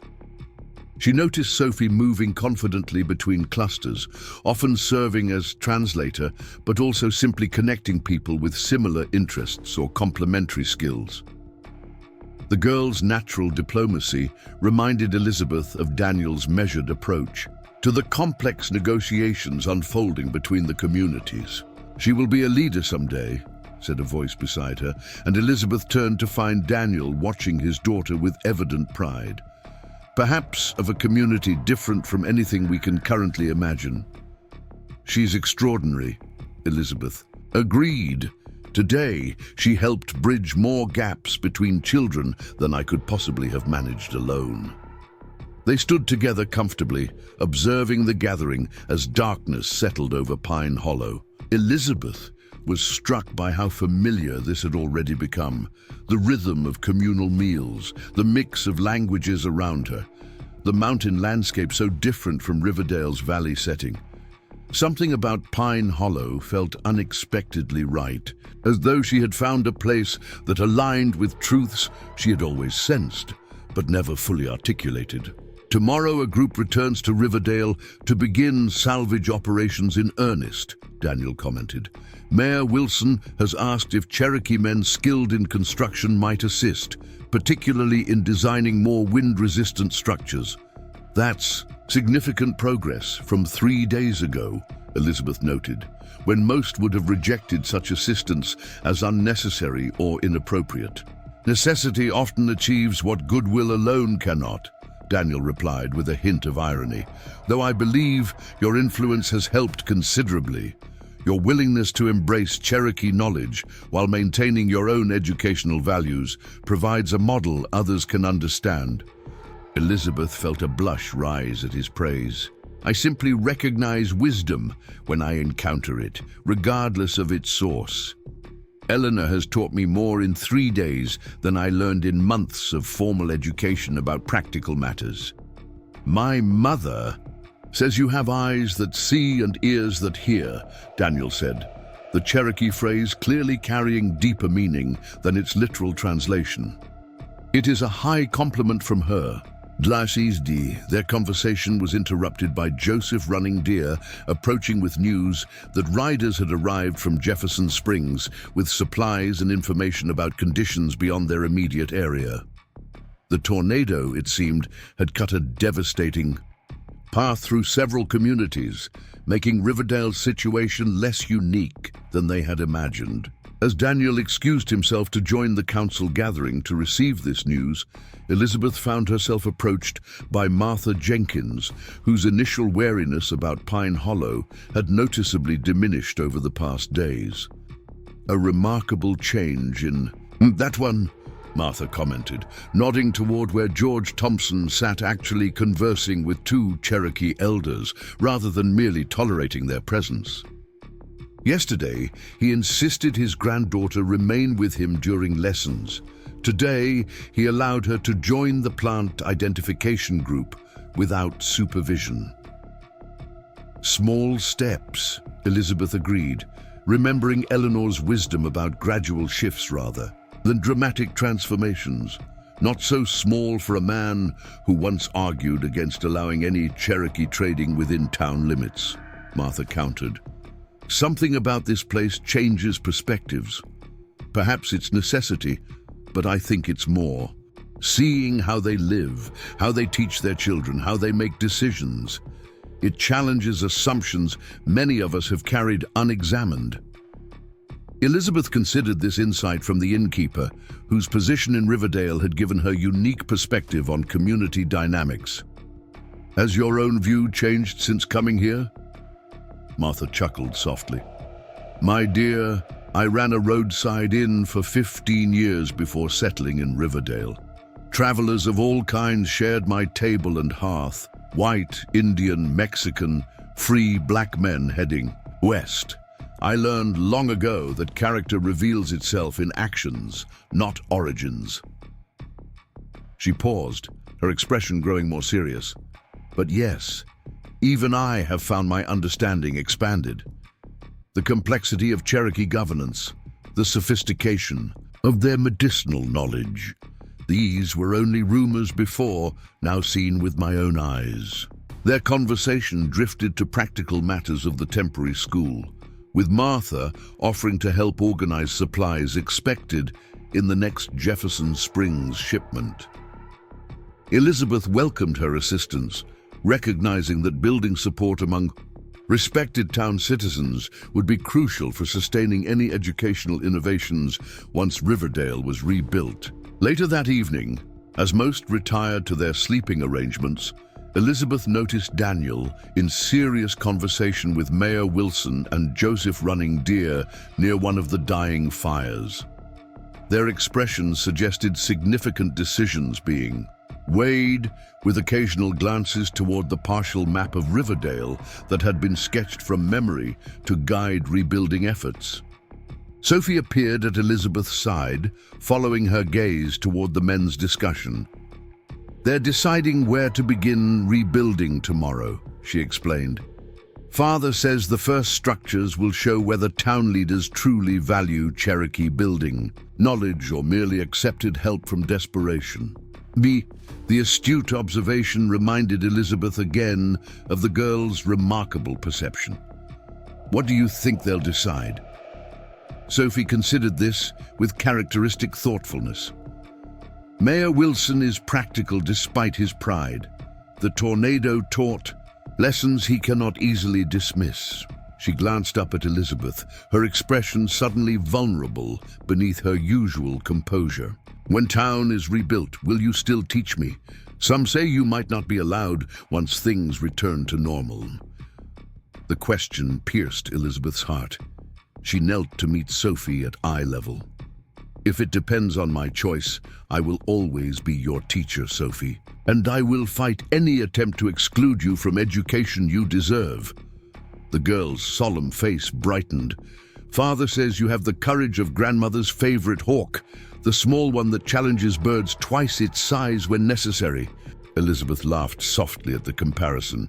I'm not certain about that, but I do believe some principles are worth defending, even against considerable opposition.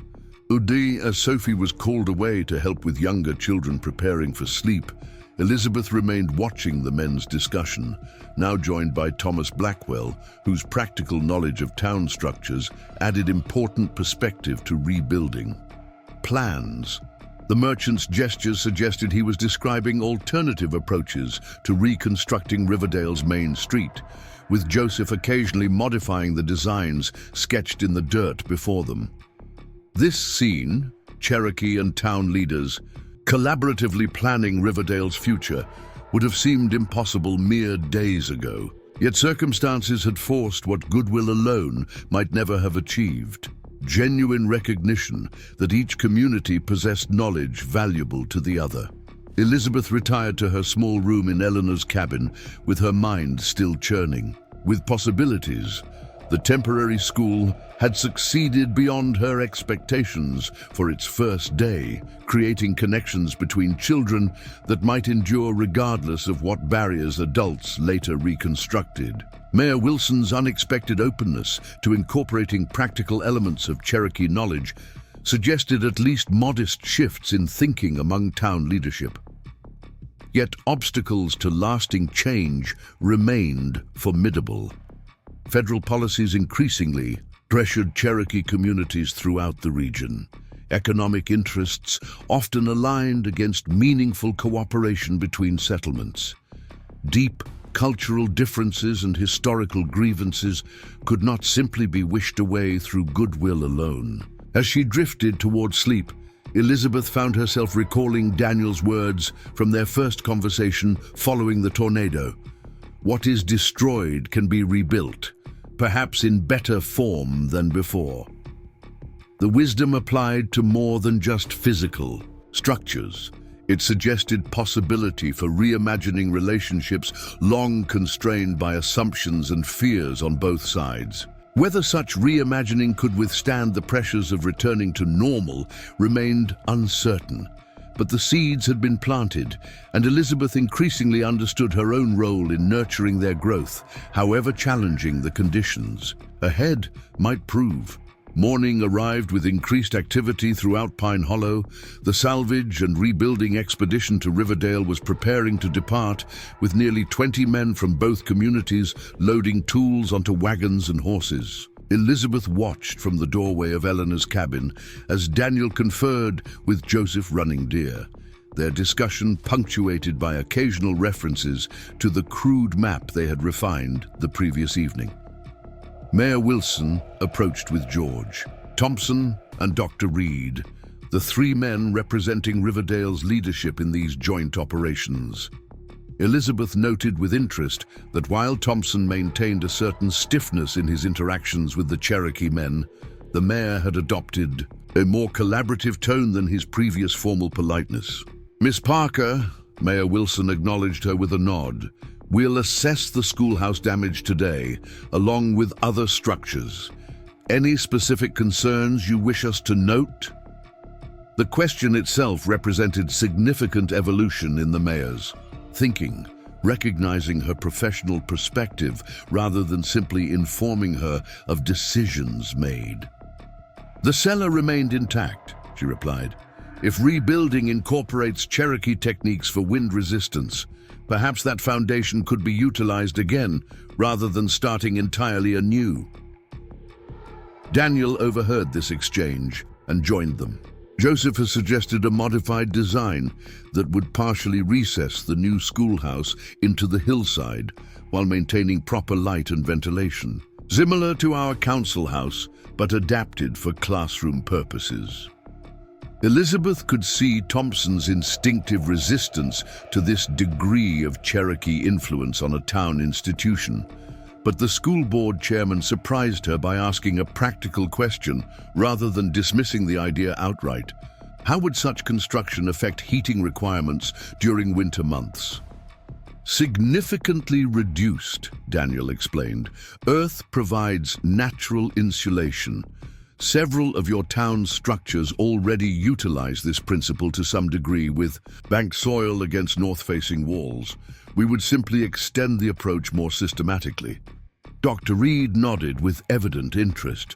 The mission hospital at Fort Gibson incorporated similar designs after consulting with Cherokee builders. Their coal consumption dropped by nearly a third while maintaining comfortable temperatures for patients.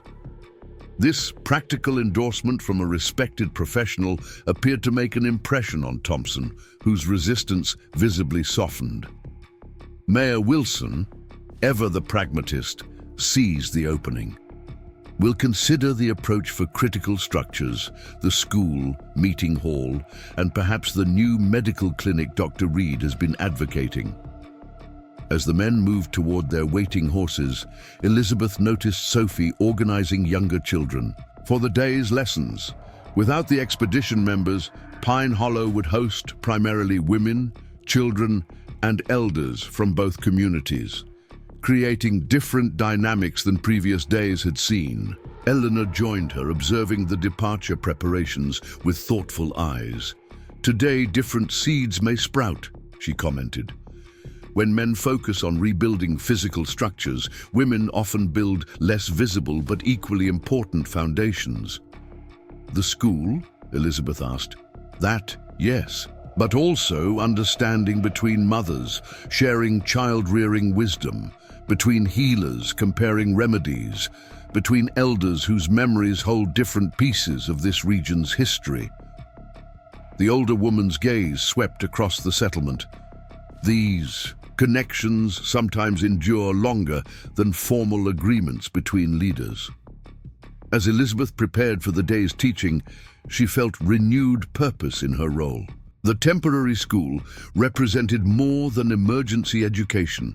It had become a model for what might be possible when artificial barriers between knowledge traditions were temporarily suspended.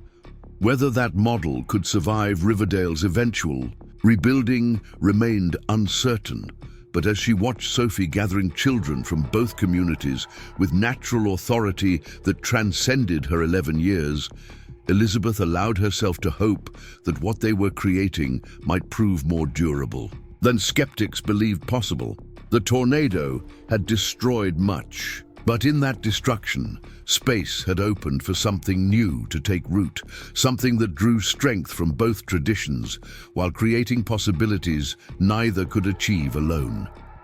2 weeks passed with remarkable swiftness, each day building upon the foundation laid during those first crucial days after the tornado. Riverdale was gradually taking shape again, though in a form that would have seemed foreign to anyone who had known the town before the disaster. The rebuilt structures incorporated Cherokee design principles that made them both sturdier against wind and better insulated against temperature extremes, while maintaining the general layout that townspeople found familiar and comforting. Elizabeth divided her time between teaching at the temporary school in Pine Hollow and supervising the reconstruction of the schoolhouse, which had become something of a showcase for the integrated building techniques. The new design partially recessed the structure into the hillside, while large, carefully positioned windows ensured ample natural light. A reinforced storm cellar could now be accessed from inside the building rather than requiring outdoor entry, and clever ventilation systems borrowed from Cherokee summer dwellings kept the air fresh despite the earth-banked walls. "Remarkable efficiency," observed Thomas Blackwell as he and Elizabeth inspected the nearly completed structure. The merchant had emerged as an unexpected champion of the cooperative rebuilding effort, his practical nature recognizing the obvious advantages of techniques that required fewer imported materials while providing superior protection against the region's unpredictable weather. We'd have never considered such designs without this forced partnership. "Necessity opens minds that preference keeps closed," Elizabeth replied, quoting one of Eleanor's frequent observations. "The question remains whether that opening persists once necessity recedes." Blackwell nodded thoughtfully. "Some will revert to old thinking once comfort returns. That's human nature. But others have seen genuine value in this integration of approaches." He gestured toward where Cherokee and town craftsmen worked side by side on finishing the schoolhouse roof. "Skills transferred cannot be untransferred. Knowledge shared cannot be unshared." This perspective aligned with Elizabeth's growing hope that the changes catalyzed by the tornado might prove more durable than skeptics predicted. Each day brought fresh evidence of shifts that extended beyond mere practical convenience. Genuine relationships forming between individuals from communities that had previously maintained careful distance despite their geographic proximity. Most encouraging was the evolution among Riverdale's leadership.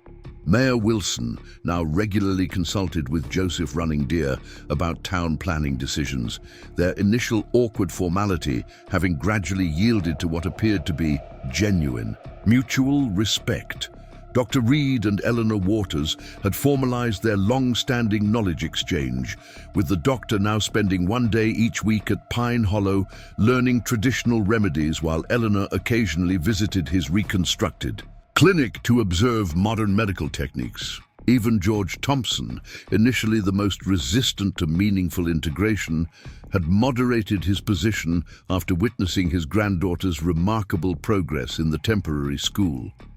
The girl, previously reluctant in her studies, had blossomed under the combined approach that balanced academic rigor with practical application. Miss Parker, Thompson had acknowledged grudgingly during a recent school board meeting held in the partially rebuilt meeting hall, "Your experimental curriculum has produced undeniable results. While I maintain reservations about certain aspects, I cannot deny the children's engagement nor their accelerated progress in core subjects." Such concessions, however qualified, suggested possibilities for sustaining at least elements of the integrated approach once crisis conditions fully resolved. Elizabeth had seized this opening to present a formal proposal for the new school curriculum, carefully balancing traditional academic subjects with practical knowledge drawn from both communities' strengths.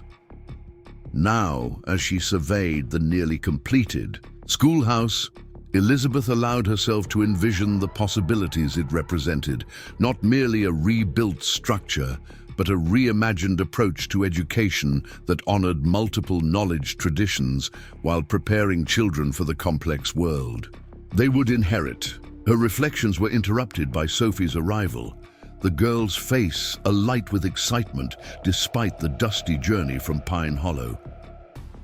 "Miss Parker, Father sent me to tell you the council has reached a decision about the trading agreement. They want you to attend the announcement ceremony tomorrow." Elizabeth felt a surge of anticipation.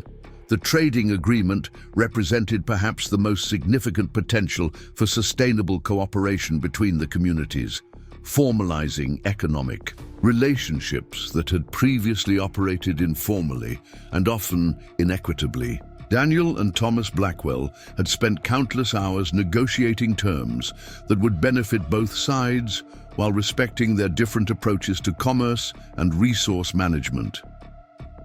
"Did your father give any indication of the outcome?" she asked, though she knew Sophie would have shared such information immediately, if permitted. The girl shook her head. "He said only that your presence would be valued by both councils." Her expression grew more serious. "The Riverdale people have begun moving back from Pine Hollow. Martha Jenkins returned to the rebuilt inn yesterday, and the Peterson family left this morning." The gradual exodus had been expected as Riverdale structures became habitable again, Yet Elizabeth felt a surprising sense of loss at the thought of the communities separating after their weeks of unprecedented integration. The temporary school would continue until the new schoolhouse was fully operational. But already the unique atmosphere of shared learning had begun shifting as families returned to more familiar patterns. Change comes in cycles, like the seasons, Sophie added, echoing her grandmother's wisdom with such perfect timing that Elizabeth smiled despite her concerns. Indeed it does, she agreed. And what flowers in spring may set seeds that survive through winter. They walked together toward the newly framed church, where several workers were completing the roof before afternoon storms threatened. Elizabeth noticed how naturally Sophie conversed with both Cherokee craftsmen and town laborers, her bilingual abilities and cross-cultural understanding making her an effortless bridge between worlds that adults still navigated with greater caution. "Will you return to Pine Hollow tonight or stay in town?" Elizabeth asked as they approached the temporary quarters she now occupied near the partially rebuilt boarding house. Sophie looked uncertain. "Father didn't say. He's meeting with Mayor Wilson about the final details before tomorrow's ceremony." A shadow crossed her face. "Grandmother says after the trading agreement is settled, we must prepare for another type of change." Something in her tone made Elizabeth pause. What does she mean? "There has been news from the territorial capital," Sophie replied quietly, "about enforcement of the removal policies against Cherokee who haven't yet relocated west. Grandmother says even our community's special standing may not protect us much longer." The Indian Removal Act and its consequences had rarely been discussed openly during the cooperative rebuilding period, a calculated omission that allowed immediate needs to take precedence over the looming political realities that threatened Cherokee communities throughout the region. Elizabeth had been aware of these undercurrents, but had allowed herself to hope that Pine Hollow's unique relationship with Riverdale might somehow shield it from the broader patterns of forced relocation. "Has there been specific communication about Pine Hollow?" she asked, keeping her voice steady despite her rising concern. Sophie shook her head. "Not directly, but representatives from the Indian Agency visited Jefferson Springs last week. Grandmother says such visits usually precede official notices." The girl's composure slipped slightly, revealing the worry beneath. "I don't want to leave, Miss Parker. This is our home." Elizabeth placed a gentle hand on her shoulder. "Many in Riverdale would oppose such action, especially after all that Pine Hollow has done to help the town rebuild. Mayor Wilson himself has benefited from Cherokee knowledge and assistance." Yet even as she offered this reassurance, Elizabeth recognized its potential hollowness. Individual gratitude and local goodwill, however genuine, often proved insufficient against broader political and economic forces. The temporary cooperation forced by disaster might have created deeper understanding between the communities, but whether that understanding would translate into effective resistance against removal policies remained deeply uncertain. "Father says what we've built these past weeks cannot be so easily swept away," Sophie said, her natural resilience reasserting itself. "The trading agreement especially creates connections that would be costly for everyone to sever." Elizabeth nodded encouragingly, though her own concerns remained. "Your father is a wise man, and practical considerations often influence official decisions more than most acknowledge." They parted at the town square, Sophie continuing toward the mayor's temporary office to deliver additional messages from her father, while Elizabeth returned to her quarters to prepare for the next day's ceremony.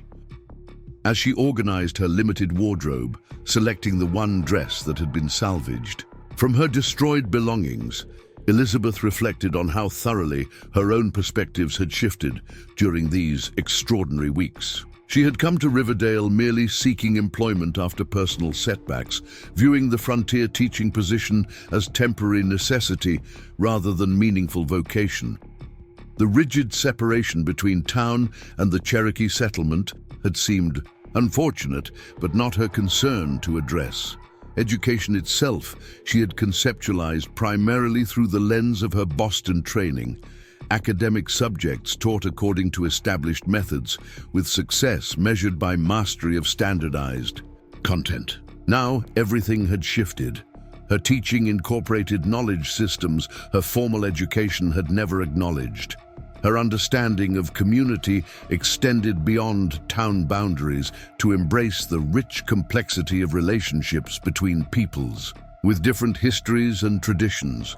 Most significantly, her sense of purpose had crystallized around nurturing the fragile possibilities revealed by the tornado's destructive passage.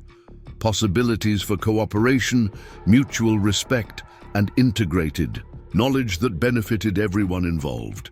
And then there was Daniel Waters. Elizabeth allowed herself to acknowledge what had been growing between them during these weeks of shared crisis and rebuilding. Their professional collaboration had gradually developed additional dimensions, conversations that extended beyond immediate necessities to deeper questions of purpose and possibility, moments of shared understanding that required no words, a growing ease in each other's presence that felt simultaneously novel and somehow inevitable. Nothing had been declared. Between them, both recognizing the complex barriers their different positions created. Yet Elizabeth increasingly understood that her commitment to sustaining what had begun between Riverdale and Pine Hollow was not merely professional, but deeply personal as well. The following morning dawned clear and mild, perfect weather for the ceremony that would formally establish the new trading agreement between the communities.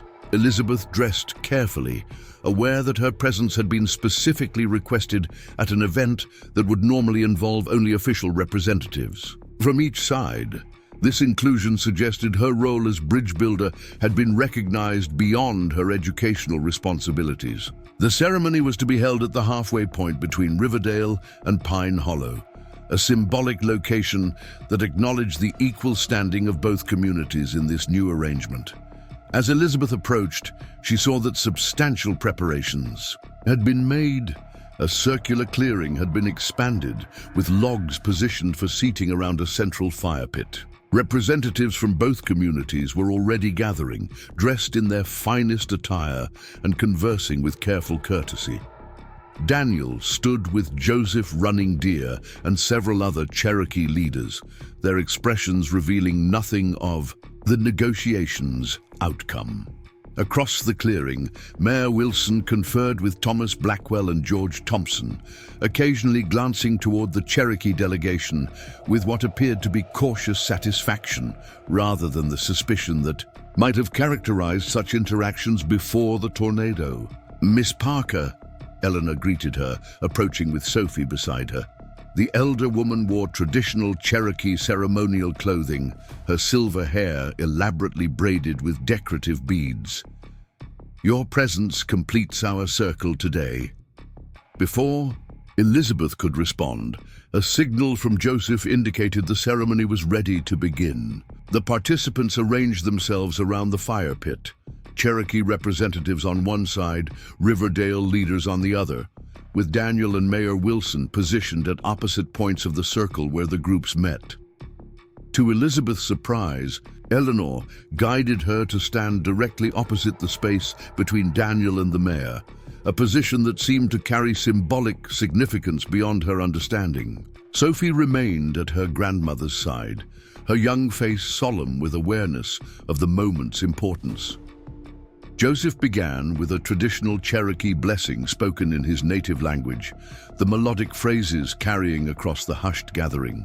Mayor Wilson followed with a more conventional invocation, his typical bombast muted by the ceremonial atmosphere. Then Daniel stepped forward, unrolling a document written on high-quality paper that must have been specially obtained from Jefferson Springs for this purpose.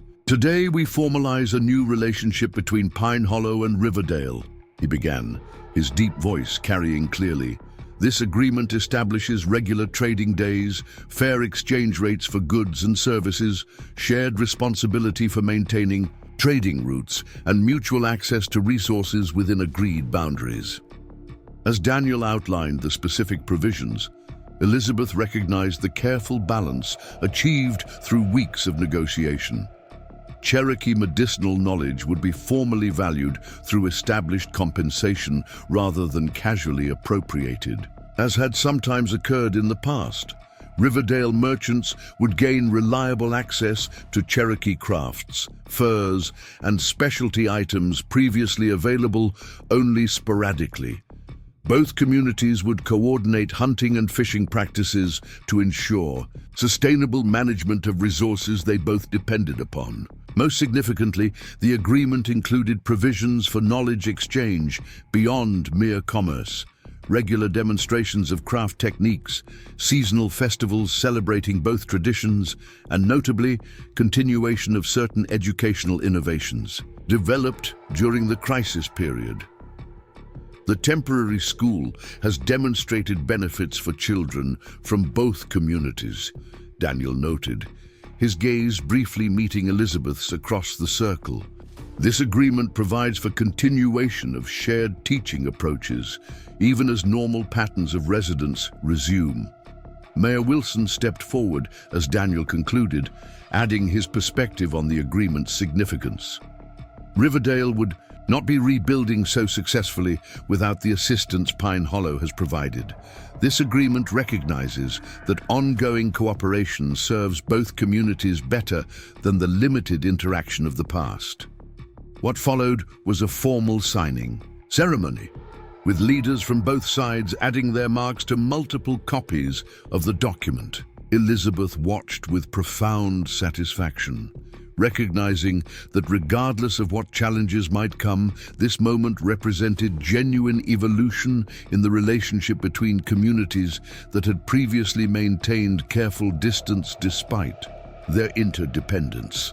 As the formal portion concluded, the gathering transitioned to celebration. Food had been prepared according to both traditions, with Cherokee and town women having worked together since dawn to create a feast that honored both culinary approaches. Musicians from both communities took turns providing entertainment, the contrasting styles creating an unusual but not unpleasant cultural counterpoint. "You appear pleased," Daniel observed, finding Elizabeth near the edge of the celebration, where she had paused to absorb the scene before her. Cherokee elders conversing with town council members, children from both communities playing together. Without self-consciousness, the visible manifestation of barriers temporarily lowered. "I am," she acknowledged, though I remained concerned about what Sophie mentioned regarding visitors to Jefferson Springs. Daniel's expression grew more serious.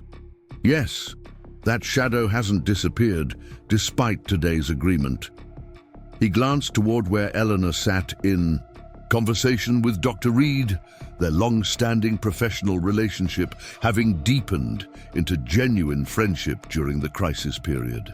"My mother believes this agreement may provide some protection. Economic entanglement sometimes influences political decisions, but the broader forces pressing for removal remain powerful." "What will you do?" Elizabeth asked quietly. "Everything possible to maintain our right to remain," Daniel replied with simple dignity. "Pine Hollow has existed here for generations. Our knowledge of these specific mountains, plants, and waterways cannot be transferred intact to unfamiliar territory. Some Cherokee bands have already relocated west, but others, like ours, have chosen to fight through legal means for our right to remain on ancestral lands." The determination in his voice reinforced Elizabeth's growing understanding of what was at stake. Not merely a preferred location or convenient arrangements, but the preservation of knowledge and lifeways intimately connected to this particular landscape.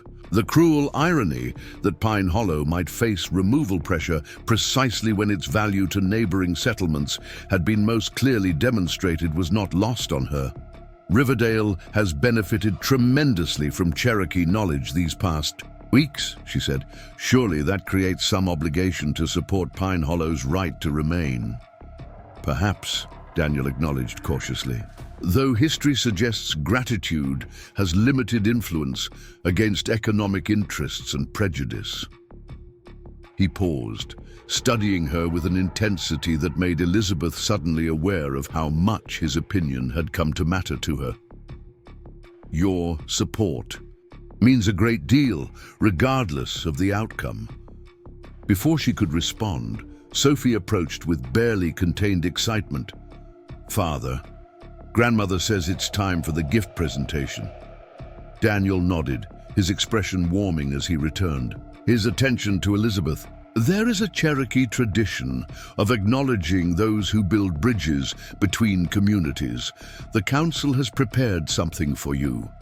Elizabeth followed them toward the center of the clearing where Eleanor now stood, holding a carefully wrapped bundle.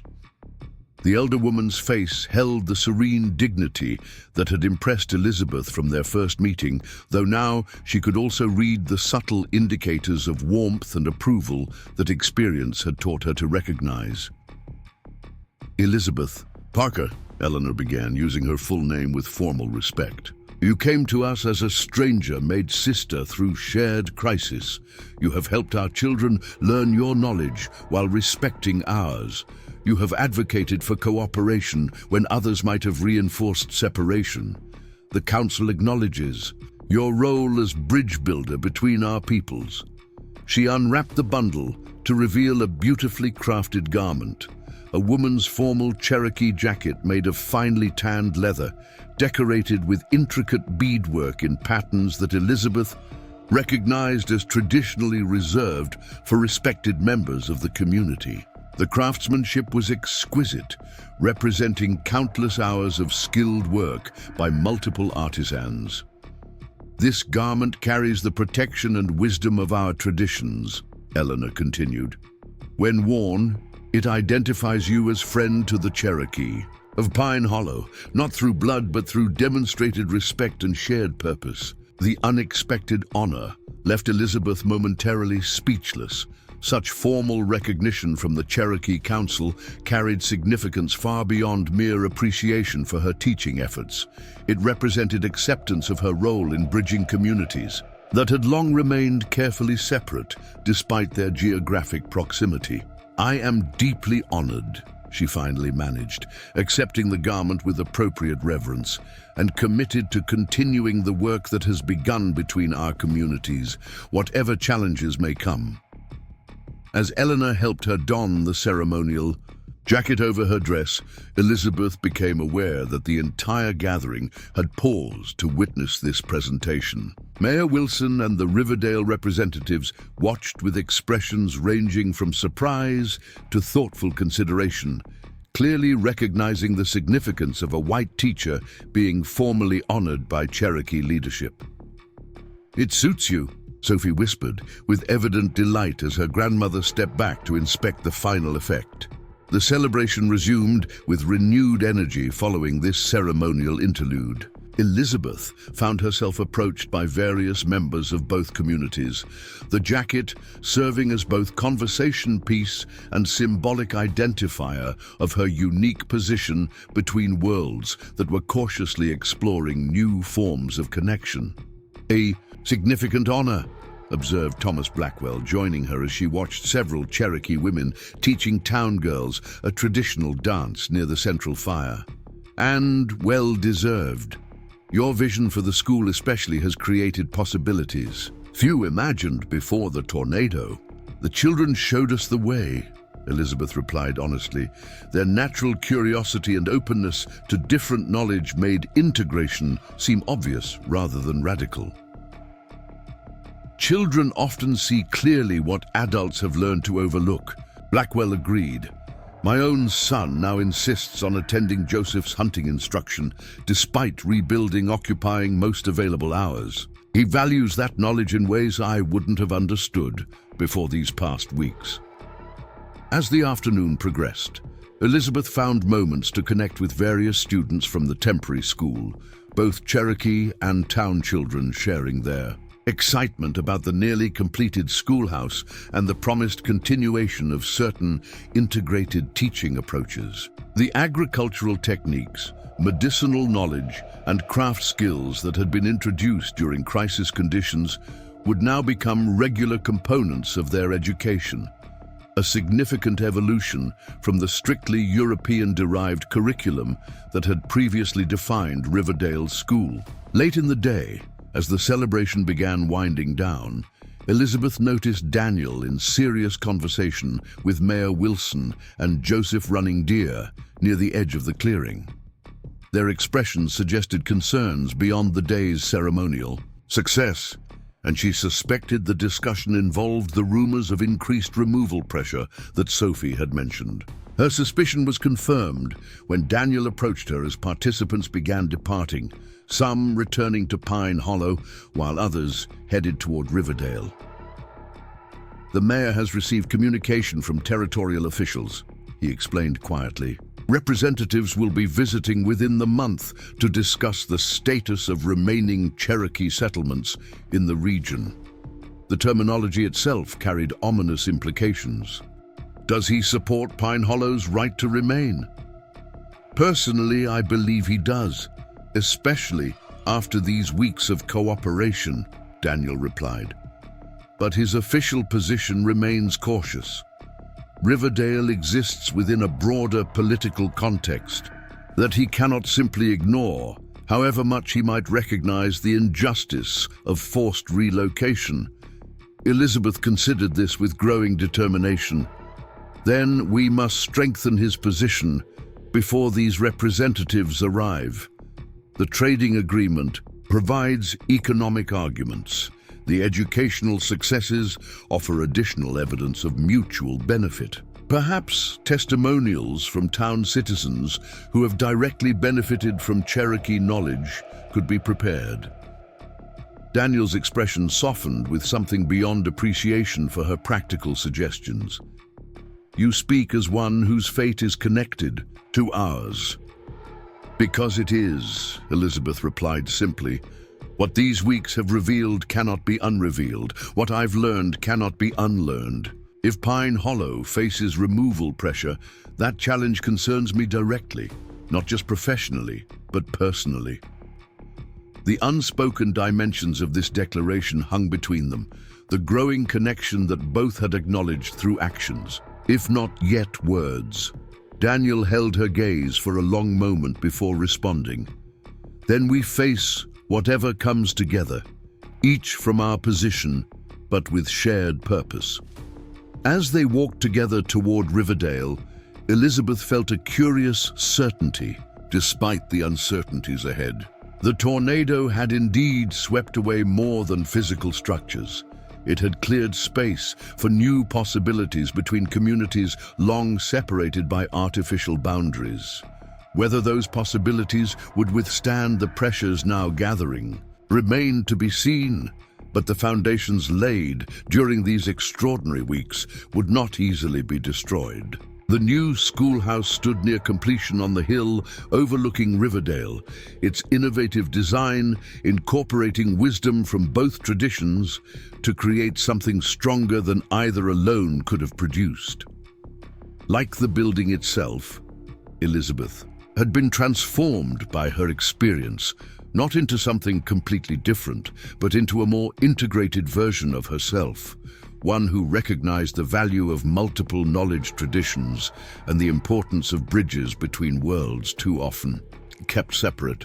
5 years later, Elizabeth stood on the porch of the schoolhouse, watching students file out after the day's lessons. Riverdale had changed considerably since those tumultuous weeks following the tornado.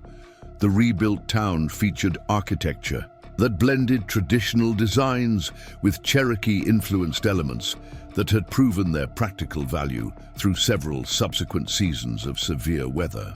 The trading relationship with Pine Hollow had developed into a model that other settlements in the region had begun to emulate, creating economic interdependence that helped shield the Cherokee settlement from removal pressures that had displaced many similar communities. The school itself had become something of a regional landmark, not for its physical structure, though the innovative design continued to draw occasional visitors, but for its educational approach that integrated knowledge traditions previously kept separate.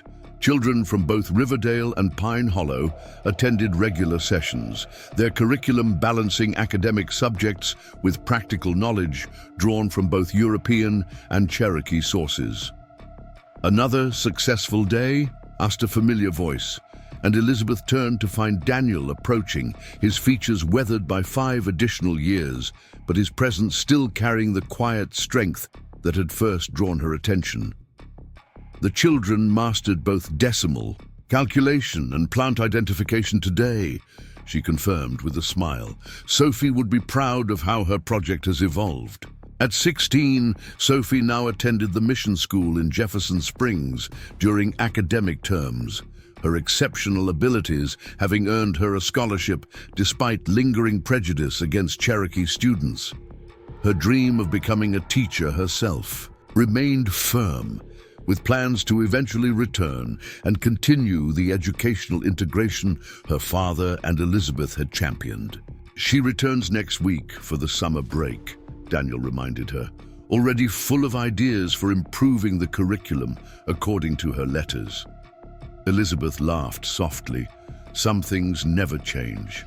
She glanced toward the path that connected the school to their modest home nearby, a dwelling that, like the school itself, incorporated elements from both building traditions to create something uniquely suited to its purpose. "Eleanor has prepared those dried herbs Sophie requested for her demonstration project." Daniel nodded, falling into step beside her as they walked toward home. "Mother believes Sophie will eventually become a healer as well as a teacher. She shows the same intuition for medicinal properties that Eleanor's own mother possessed." The mention of Eleanor brought a momentary shadow. The elder woman's health had begun failing in recent months, though her mind remained sharp as ever. Her legacy, however, seemed secure in the generation of children now growing up with integrated knowledge of both traditional and modern healing approaches. "The territorial representatives return next month," Elizabeth noted as they walked, though their report following the spring visit seemed more favorable than previous years. Daniel nodded cautiously. The economic arguments grow stronger with each successful trading season, and the military commander who accompanied them seemed particularly impressed by how Pine Hollow's building techniques had been adopted in Riverdale, creating structures more resistant to both weather and fire. 5 years of persistent advocacy, economic integration, and demonstrated mutual benefit had gradually shifted official attitudes regarding Pine Hollow's status, though the threat of forced relocation had never completely disappeared. Each visit from territorial officials brought renewed anxiety, each favorable report only temporary relief. Yet despite this ongoing uncertainty, both communities had continued building connections that would prove increasingly difficult to sever. Children educated together formed friendships that transcended cultural boundaries. Families developed economic relationships that benefited both sides. Knowledge continued flowing between traditions, creating innovations that neither would have developed in isolation.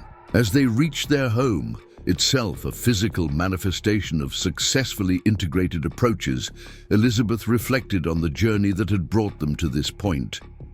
The tornado's destruction had created an opening for possibilities previously unimagined, but transforming those possibilities into sustainable reality had required years of dedicated effort from both communities. "Whatever comes," Daniel said quietly, seeming to follow her thoughts as he often did, "what we've built together cannot be entirely undone. The children especially carry integrated knowledge that will shape whatever future awaits." Elizabeth nodded, taking his hand as they paused to appreciate the view across the valley where Riverdale and Pine Hollow existed now, in visible harmony rather than careful separation. The path forward remained uncertain, the broader pressures on Cherokee communities throughout the region unresolved. Yet the bridges built between these specific communities over 5 challenging years had created a resilience neither possessed. Alone. "From crisis to connection," she murmured, echoing words Eleanor often used to describe their journey. Not the path either of us would have chosen, but perhaps the one that needed finding nonetheless. The spring breeze carried hints of both settlements to where they stood. Wood smoke from Pine Hollow, baking bread from Riverdale's rebuilt bakery, the distant sounds of children still playing in both communities. Different traditions, separate. Histories, distinct knowledge systems, yet now woven together through deliberate choice and demonstrated benefit. The tornado that had brought devastating loss had also cleared space for something new to emerge, not erasing differences, but revealing how distinct traditions might strengthen rather than threaten each other when artificial barriers were temporarily swept away. What began as desperate necessity had evolved into conscious choice. What started as crisis response had developed into sustainable relationship. The journey continued with challenges yet to face, but the foundation laid during those extraordinary weeks had proven remarkably durable through 5 years of testing. Elizabeth Parker Waters, once a displaced Boston teacher seeking merely temporary employment on the frontier, had found not just purpose, but home in this unique space between worlds, helping build bridges that allowed knowledge to flow where barriers had previously prevented passage. The work remained unfinished, the outcome uncertain, yet undeniably transformative for all involved. Up next, you've got 2 more standout stories right on your screen. If this one hit the mark, you won't want to pass these up. Just click and check them out.